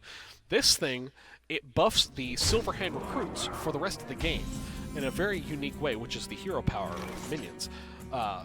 Basically, the next whenever this minion dies with a death rattle, the next Silverhand recruit you get will be buffed and have the same death rattle, so it keeps chaining every time it gets killed. All right, that sounds quite interesting, and I'm excited to see it. From what I remember of Paladin, it's been a while since I played this game, you really, almost all of the decks are built around your hero power in a way that a lot of other classes kind of aren't. That's actually very accurate. Because Paladin has that consistent ability to be able to get those 1/1s out, it can build around that hero power much more effectively because it can always present, maybe not a big threat, but a threat nonetheless. We see that. The Divine Shield being taken off, traded for that 1/3 mistake. But not a bad trade on that mistakes part. It did its job to get rid of that Divine Shield. We're going to see what the Shaman player has in store next. Oh, Jitterbug. This is a great card draw engine. It's a new one. Whenever it or another minion loses Divine Shield, like we just had that one do, they get to draw a card. And you know I love me some card draw. The card draw is always good and will keep the game going. Make sure that you always get stuff. And especially in a game like Hearthstone, you are always drawing good, yes, in general. Instead of a game like Magic or any other TCG, where sometimes card draws are just kind of bad. This is true. Now, the reason for this is Hearthstone, you automatically gain mana every turn. You get 1 mana. Yes. Whereas, as you know, for us Magic players, you have to draw your lands and play them. Hearthstone does not suffer from this, so it doesn't have to waste hand size or resources on getting those resources in their deck. They just automatically get it. Now, the thing is, Hearthstone is capped at 10 mana. Well, unless you're a druid and you break the rules, but that's a whole other discussion. Druid always has ways to do that. But once you get to 10 mana, you're capped at that, so you need to find a way to play your big spells in a way that will use your mana most efficiently. Oh, here we see tradable. Okay, so tradable is one of my favorite new evergreen mechanics. The card will have whatever effects it normally has, sure, but with tradable, you can just send it back to your deck and draw a card. So it's never a dead card in your hand, and Paladin makes really good use of this. Interesting. Here we are seeing a fairly good board being built up here by this Paladin player, and nothing really that seems to be like it's going to threaten that board so far out being played by the Shaman. Exactly, and Paladin tends to be, these days, very mid-range, very, I don't want to say tempo, but if you don't take care of their board early, it's going to incrementally just get a little bigger, and eventually you're staring down some very big minions. Absolutely, here totem being used. Something big happens with that. So far, this board is looking pretty decent, but staring down a 4-2, a 5-5, and a 2-2. And that 4-2 being still around is critical, because as long as that thing is around, they can draw cards off of losing that shield. Now that big old glowing manta ray right there, that thing is another discount spell that we see. It gets cheaper for each silver hand recruit that you summon. And as you can see, it's a big minion and it's in the way. The Shaman player is going to have to figure out a way to get it off the board because they cannot hit face while it's there. Absolutely, and at a 7-7, that's going to be quite difficult for them to get around. You see the Shaman looking here. Oh, they're going to hit. Oh, goodness, that is a risky move right there, hitting the face with it. Okay, we see a Bloodlust. Maybe he's got some line of attack here. We're going to see. Does not look like it. Bloodlust is a temporary buff, and I think that's probably going to be lethal unless they can pull something out. That is going to be, I think, lethal with the well played coming out. Well played. I think they know what's going on here. Now that should just be hitting for face. Not a very difficult line to find when you have a second light ray or something in hand or on the board presenting. Right. That will be lethal, folks. We see Shaman taking a deadly strike from the Paladin. Absolutely. And here we're already seeing this game or this match moving at a much faster pace than the last one, which I'm sure everyone here in the audience is appreciative. But there's also, I feel like that's more emblematic of this game. Very much so. This is usually, Hearthstone is a quick, you're in, you're out, you're on to the next game type of TCG. Absolutely. If you're trying to grind on ladder, you don't want games that are going to last for 45 minutes. You're trying to rank up quickly, so you're trying to play fast decks. And like many card games, we do see the meta does tend to favor fast decks. Now, with the Death Knight being so heavily controlled, that is a little bit of an outlier. We don't normally see this. Whenever you have a new expansion come out, you can usually count on Face Hunter being a thing. Now, Face Hunter, for the folks at home, very complicated. You take everything you have, and you hit them in the face. All right, and we are seeing Hunter versus Shaman. We might see face hunting. Here we go. For Doomhammer. Begin. I think this is going to be a very quick match. I know that Shaman is probably going to be looking to do the same sort of fast things we've seen all night. We're going to have to see what kind of Hunter this is. Hunter has got some interesting identities late. Oh, it's going to be a little slower Hunter. They've got that Renathal, they got that increased deck size, and the increased life total. We could be seeing a hybrid Hunter, maybe even a big minion Hunter. Yeah, absolutely. Already starting at 35, that's going to give you a lot of space here. But at the same time, we've seen so many 5/5s, 7/7s that it might only buy you one more turn here. The coin being used right off the bat, and Stereo Totem trying to get some hand buffs in hand. Okay, so what Stereo Totem does is it buffs minions in your hands so that when they come out, they're ready to go. They're ready to do big damage. Unfortunate for the Hunter, they are using his hero power on too, looking like they don't have much other 2-drops in their hand to want to play out, or maybe a bluff here. I'm not totally surprised, but seeing that Renathal at the beginning of the game use his set your health total tire effect, I'm not terribly surprised to see a slower game pace coming through. We see, this is one of the packages we have for these dormant wild seeds. This summons a random wild seed that awakens in a few turns, depending on what kind of wild seed it is. It looks like this is the elk wild seed, which will take a little longer to... Oh my goodness! That's pretty good. That's a great minion to get for the Shaman. You are mulliganing for that. That thing buffs all your totems in your hand, battlefield, and deck. It is bonkers. Is it at the end of every turn or just the turn of cast? No, at the end of each of your... At the end of every turn, okay. It is terrifying. And so we've got a Rush minion here. It's going to be able to take out that Grand Totem Eyes. Yeah, but already it got +1/+1 on quite a few things. Now, I know that the Shaman player was looking to get more than that, but that's the way the cards play out. Yeah, and that already is much better of a Shaman kind of play than what we were seeing from the last match. That's what they were really trying to get to. They had all of these totems out. Unfortunately, they were just kind of run over by the Paladin before they were able to buff them all up. Exactly. Ooh, this is a great one. Totems have +2 attack. That is for the rest of the game. Insane. And it's not just the ones that are on the battlefield now. It's all the ones you summon for the rest of this game. That is a great card. It turns basically utility totems into actual threats. Instead of 0-3, you now have a 2-3. You have a 2-3, which doesn't sound like a lot, but that's big, let me tell you.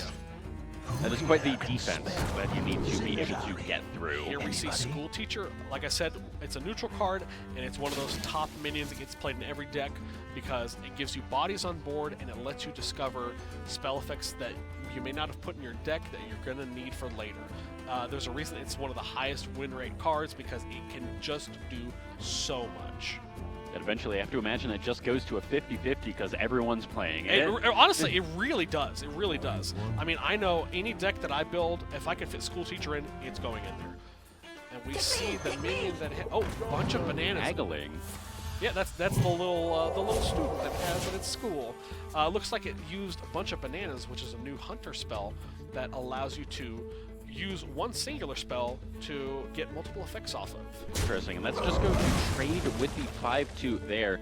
Unfortunately, not the greatest, I don't think, for the Hunter there. I'm not actually surprised at that. I think the Hunter here is trying to stop the Shaman from gaining momentum. Okay. It's like with Magic. The Shaman player is trying to win, but the Hunter player is just trying to not lose. Summon all 4 basic Oh tokens. my- That is gigantic. 11 and 9. The board just exploded. It's a board in a box! Where did this come from? That's insane. Okay, we see the Wild Seed hatching. It also equips a 3-2 weapon. Not the best weapon, but it's free, so that you can never... Oh, we got more Wild Seed facing. This is a sub-theme we see in Hunter. They're trying to get these slightly better costed minions out for free, but they're going to have to pull something out here. Yeah, because absolutely. That 11 and 9 is so threatening. That is so the rest of them isn't that bad, I'm going to be honest. If it's just a bunch of 4-2, 2-2, 3-1s, that's not terrible. You could deal with that, yes. but that thing is huge.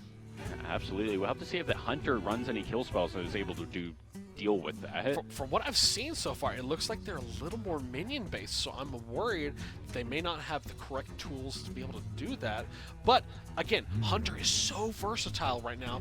They have beast builds, they have hybrid builds, they have arcane spell builds. They can truly do anything if you build them right. Right, another bunch of bananas. It looks like, okay, they've got all 3 uses of that down. So bananas out, bananas give +1/+1 to any minion you play them on. Just a nice little utility spell. Absolutely, and then the weapon they are used just to hit face. Honestly, not surprised with that. They could have maybe taken out the totem. Oh my gosh. That is insane. And another! And another. Folks, this is bonkers. Okay, this is a terrifying board state. Like we saw earlier, Rotgill gives all the other minions the effect of, when this dies, buff everything else on the battlefield. So here we see the Shaman actually trading aggressively, because when you trade one of your minions, all of your other minions get bigger. So you get a net buff in the amount of damage you have on board. Oh my goodness. Absolutely, and that's why we're just seeing these. And unfortunately, I don't think they're able to trade any more aggressively, but that's still going to be almost lethal presenting. We're down to single digits. A gigantic amount of damage. And they all still get +1/+1 at the end of all turns. No, Eyesore is gone. That's okay. that's just a regular healing totem that's right there. Still very good, because it can slowly heal all your minions back up to full health, which is something you cannot ever look over, because absolutely. Here it looks like the Hunter may be out of options. This may look for some. We got an uninfused Sylvanas, so it only destroys, it does not steal. Okay, so the Hunter knows what's going on. Yeah, It looks like they're attacking instantly. GG right there. Absolutely, and that is, I don't know who that was. I have no idea. That was Clovis with the Shaman and Hobbs with the Hunter. Absolutely, so that was game Wow. number 3. That was game 3, wow. Is 2-1 now, I believe. I honestly haven't. Yeah, I get so involved in the game. 2-1. There we go. We have people here that are actually paying attention. I'm just here to look at the pretty cards. Absolutely, and that's my job. Although I feel like it should also be our job. But what can you do? But now it looks like everyone is conferring here for match number 4. So Clovis only has one more deck they're going to be able to use. They're not going to be able to switch around anymore. I don't know what they're going to have. We're going to see what Hobbs has here in a bit. It looks like they're conferring, trying to figure out what they want to bring to the table. They still have 2 decks. They can switch between whatever is available. And we will eventually see that mage again, correct? I believe so. We could see it next. We might see their other deck. I don't know. Interesting. We'll have to see what that is. I have to imagine that their other deck is going to be the Death Knight or whatever. I would presume so, but they could throw me for a loop. They you could. Never know. You never know. As we get into game number 4 here, loading in, and is going to be at least a mage. I assume it is the mage. It's the mage versus, looks like Close has brought a Death Knight. Okay. Fortunately, it's not going to be Death Knight v Death Knight, so we're not going to be here until hopefully we all it will not be a slog. Yes. Oh my God, that was the amount of times I was like, okay, they have was watching. They have a good board. They have a good board setup. This should be at least, pretty decent. And then, oh, where did it go? Why is Why is it gone? We see some good early combos from the Death Knight. Body Bagger, give yourself a corpse. Hematurge, use that corpse to discover a card. That is exactly what Death Knight wants to be doing early on. Looks like we are seeing that Mech Mage come back out. Now, I think the Death Knight is only trying to just disrupt whatever the Mech Mage is going to be doing. That Mech Mage wants to get a little more fast, and they want to start hitting hard. Yeah, it looks like this is just going to be getting more mechs out, using whatever that otterfish thing is to discover a card. Correct. That's a strange amalgamation of every minion type. It's got a shark's head and some insect legs.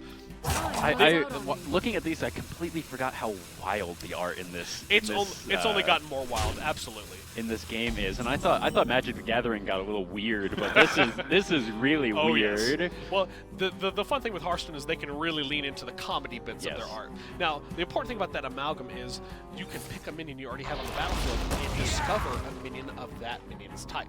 So, obviously, with the Mech Mage, they're trying to use that to discover more powerful mechs. And you're trading almost the entire board just to get rid of that. Here, the Mech Mage left with a 1/1. Stall them out and to get that corpse counter up. Absolutely. Here, let's see what they want to do. Mech does, in fact, want to have something, and it's going to be the shark. It's going to be big. Let's see what this knight is going to be able to play out to really kind of counter out that shark, because I think leaving that up is going to spell sense. Absolutely. That Mecha Shark is going to be one of the... There we go. There it is. And normally we see Asphyxiate saved for very high attack minions, things that cost 8 or 9 mana. But because that Mecha Shark is so very important to the Mech Mage's battle plans, they're using that Asphyxiate to take it out. And there's a second Mecha Shark! Goodness gracious. So good. And another mech after that. Security Automaton. +1/+1 too, so that's going to be quite the combo on the board. Well, that Security Automaton, it looks like an unassuming minion, but it can really get out of control quick. And there we go. Another kill spell there. Death Strike, 6 damage. And Lifesteal. Lifesteal, very good. That's what Death Knight is known for, is getting back all that life. It's so hard to get their life total back. We see the one that was based off of me, the Gorilla Bot, a little self-portrait there. But no, the Gorilla Bot is going to come in, it's going to discover you even more mechs. We see the buff coming in from that Automaton. This is what Mech Mage is trying to do. They're trying to get incremental value by filling the board with okay to mediocre mechs and just hope that can get them there. Now, absolutely. We're going to try and see what the Death Knight is going to be doing. We see Construct Quarter come down. Again, this location had to be nerfed from 3 uses to 2 uses because it's so good. As you can see with Death Knight, you get to use your guy, hit the face, and then turn it into a 4/5 with Rush. That is actually obscene right there. It truly is. Being able to do that for only a handful of mana per turn, basically. Oh, yeah. Now, they're only going to have 1 more use of that, but it's even at 2 uses, that location is still probably one of the best in the game. That is essentially turning your 2-power hero power into a 4/5. Yeah, absolutely. Into that sticks around. Oh, and now we have another Rush minion coming up from the other side that leaves behind 2 mechs. That's a sheep. I think that's actually not great for that mage. They're trying to keep minions on the board, and that sheep has a death rattle of deal 2 damage to every minion on the board. And that may be bad if they're able to just kill it, trade it with a 1/1 or something, which they can. Absolutely. Make the zombie here just do that, and that clears out most of the board here. But that's the thing with Hearthstone. There's a lot of RNG, there's a lot of random effects. Sometimes you high roll, and sometimes you get something that's a little problematic for your own side of the board. Absolutely here. Looking for something, and we see the Ghoul come out. I have to imagine it will trade. Yep, safe play. That's not a bad play at all. Here, 5 mana left. See the Gorilla Bot still right there? Oh, an Arcanite Ripper. Very fun card. Now, Arcanite Ripper, when it starts off, summons a 1/1 lifesteal whenever it dies. But as you change your health total on your turn, that 1/1 becomes a 2/2, then a 3/3, then a 4/4. And so you want to actually hit minions with it, because that's changing your health total on your turn whenever you take face damage. Absolutely. So here, 7 mana for the mage. We'll see if they have something big, or if they are going to try and go with a whole bunch of smaller minions right here. Now this is the magnetic minions we see. Magnetic minions, you can play them on other minions like this Gorilla Bot, and it would normally fuse together. Looks like they're actually looking for more bodies on board than actual large minions on board. Absolutely. which I don't know if I agree or disagree with. I have not seen enough of this Death Knight to Oh, know. that's a big combo right there. The Banshee, if you gain health, it summons a minion with those stats, and they just gained health twice with Oh, that. that's 2-5-5 plus a 3-6. Goodness gracious. All the corpses are starting to pile up here. They're using them, they're generating, they're doing what they need to do. That is 14 power on the deck in one turn for 8 mana. Here we see the Arcanite Ripper be dying and living behind. 5-5 with Lifelink. Sorry, that's the Magic player coming in. Lifesteal. But yeah, so we have 2 Lifesteal minions on the board, so this Death Knight is not too worried about their health total, even though it's not that low to even begin with. We're going to see what the Mage has in store. They're going to be trying to counter this offensive that the Death Knight has. I don't know what they're going to be able to do here, though. I don't see a lot of Mecha Mage lists, so this really could be anything here. Yeah, absolutely. They really want a board wipe, pretty much. Oh, I've been praying for a board wipe. I love this. We see a Jarn Sweeper.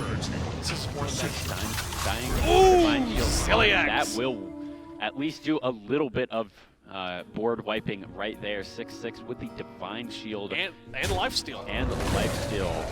That clears at least 2 of the 3 problems out. Let's see where he sends this, because I believe Ziliax comes with a rush, if I'm not mistaken. It looks Okay. like it did. Smart decision. Denying that life gain off the Banshee makes it so that it does not summon any more minions whenever you kill it. That's one thing you have to worry about. And we see Sylvanas infused. It takes Infused. control.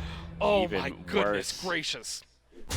If you can have 5 minions die on your side while Sylvanas is in hand, she powers up and takes it. That is a crazy swing in power right there. This is looking pretty dire. Yeah, that is 26 damage presenting on the board. Yes, I was able to do that math quickly as well, yes. 3 damage split randomly among enemies. Now Another we shark. see that's actually the 3rd shark they played, because they were able to discover it, because normally you can only have 2 copies of a card. That's the power of discover cards. See where these 3 damage goes. Unfortunately, not anywhere great. And I don't know if they're going to have enough random shark damage to be able to throw to kill everything on board. Yep, and everything is going to be going everything's just going straight to face. When in doubt, you smork, and it looks like they're going to take the victory right there. That's a lethal hit. Absolutely.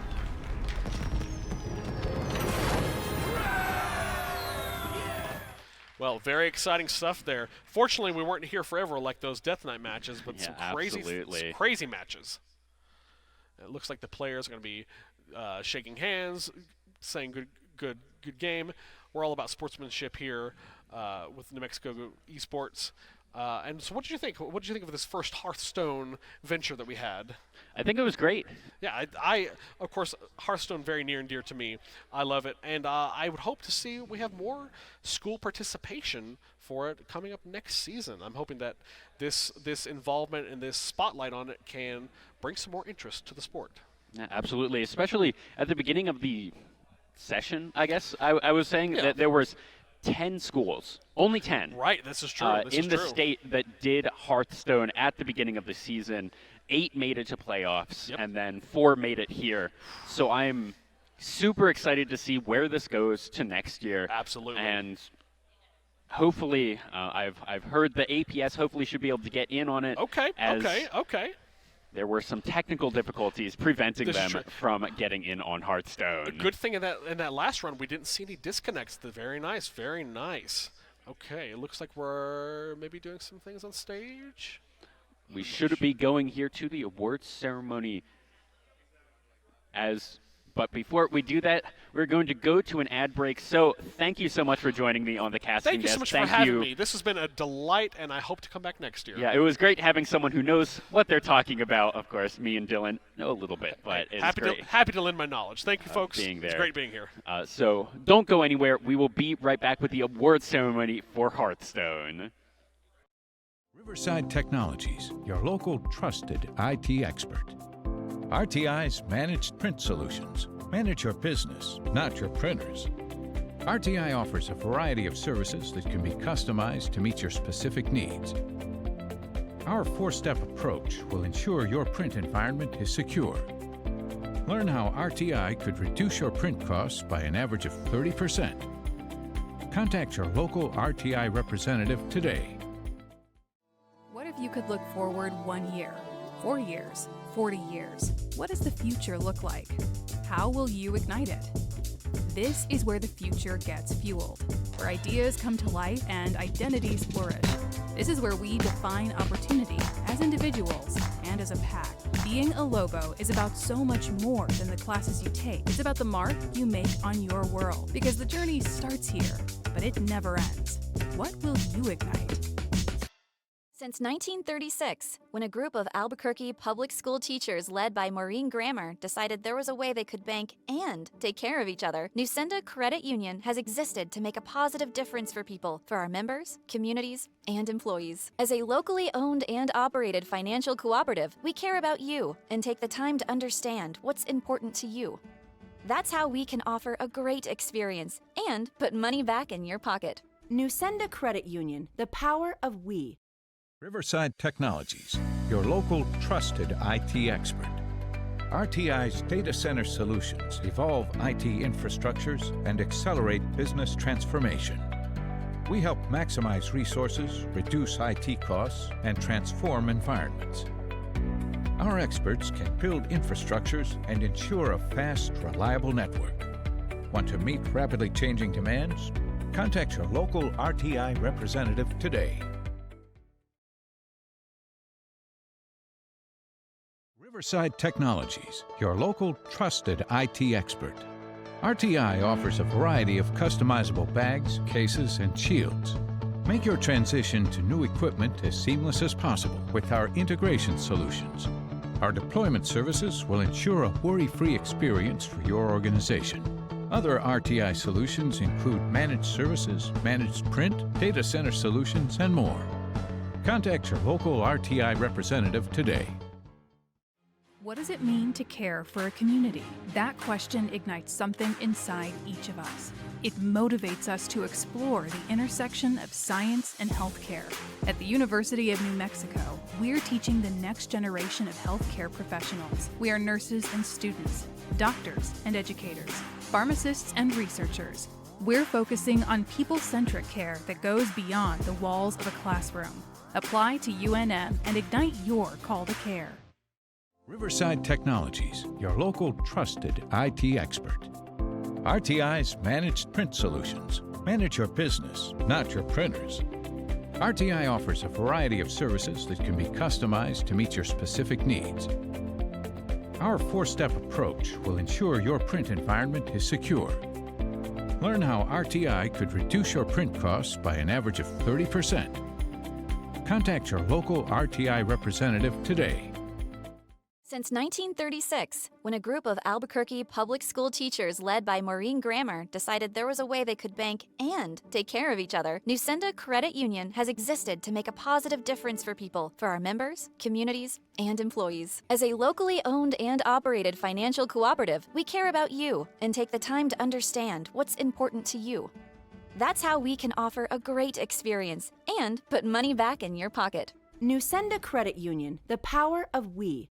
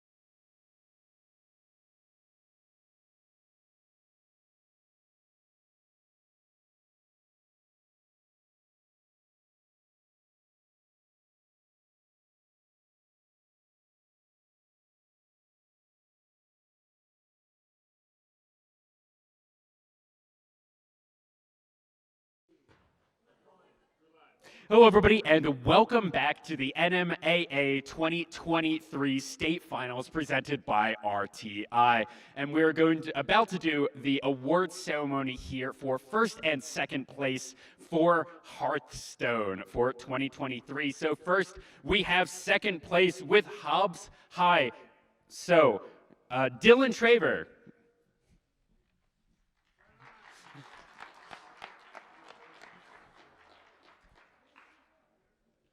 Joey Wharf.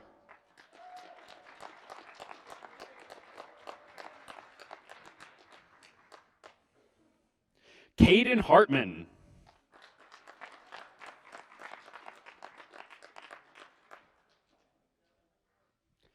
Carson Hartman.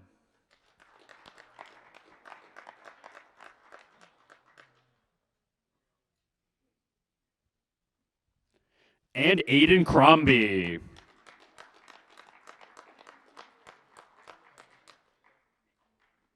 With assistant coach Chuck Pierce.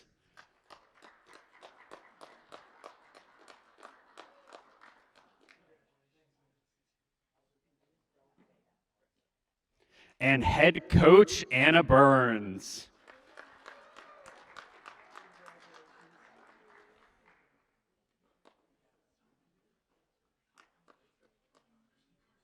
Give it up one more time for your runner-up, Hobbs High School.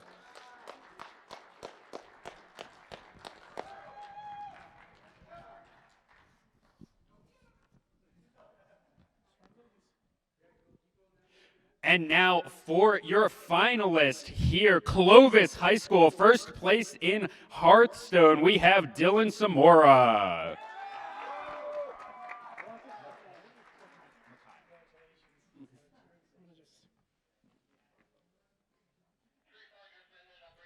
Makai Nordgren.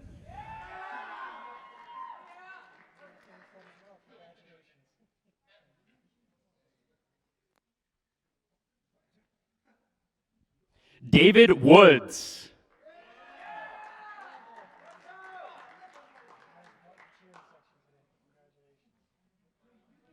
And Justin Connor.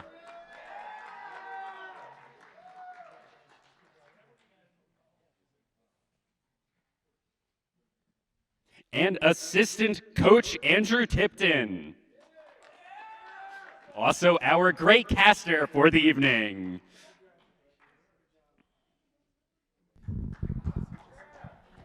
And our head coach, Eric Wimbish.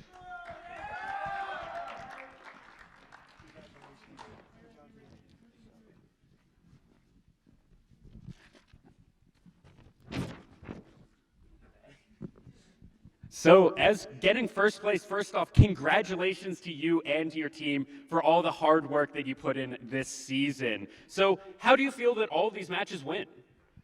They went really well. They were pretty exciting. The Death Night match was really long, but really exciting. So. Absolutely. So do you work alongside your team to build and select the decks, or is that all student-led? Most of it's student-led, but I have to give my hat off to Coach Tipton. He's done a lot of the work in helping these students become the champions. Yeah. And finally, do you have any tips for other players or any freshmen, incoming players like that on how to stay calm in moments, intense moments, times where it's looking down and you're on the stage? My students can probably tell you the best. My biggest thing is, keep trying, keep practicing, don't give up. Awesome. Any final words or shout-outs?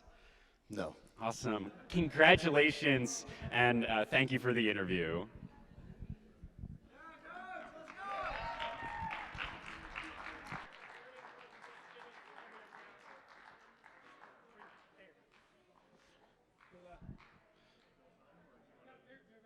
All right, so third and fourth here are coming up onto the stage, so we are just going to run right into them. Who got what? So Bruce is first. Are they here? Are we good? Good. All right, so our fourth placed team here for Hearthstone is Las Cruces High School. Yeah. So Aiden Garcia. There you go. Jacob Randall. All right, how do you say your name? Alicio Tiki.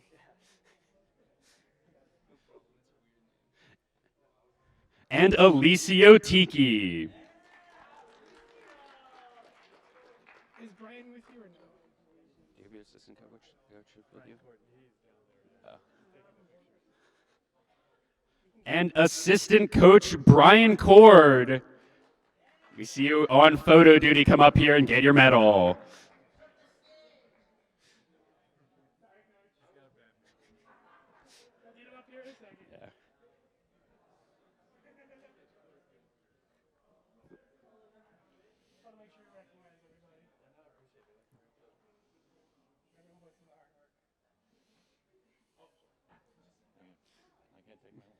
Yeah.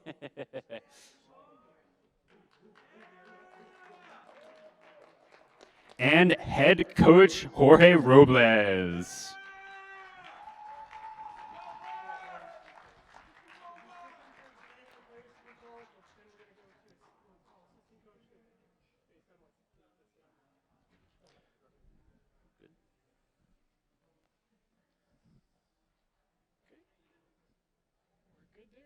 And your third place here for the NMAA 2023 state finals in Hearthstone, Oregon Mountain High School. Will Brock Evans please go onto the stage?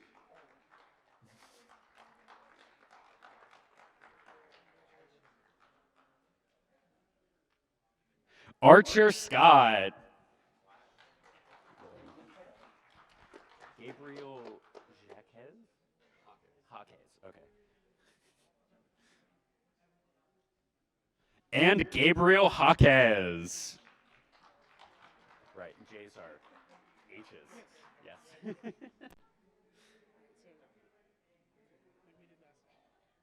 And assistant coach Jesse Gonzalez. Yes. Yes. Yeah. I just can't do both at the same time. And also assistant coach Austin Baszler. Yep.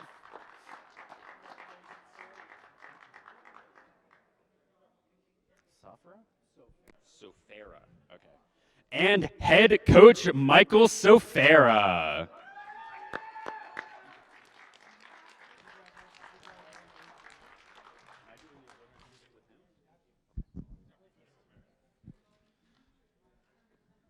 Give it up one more time for all of our competitors today.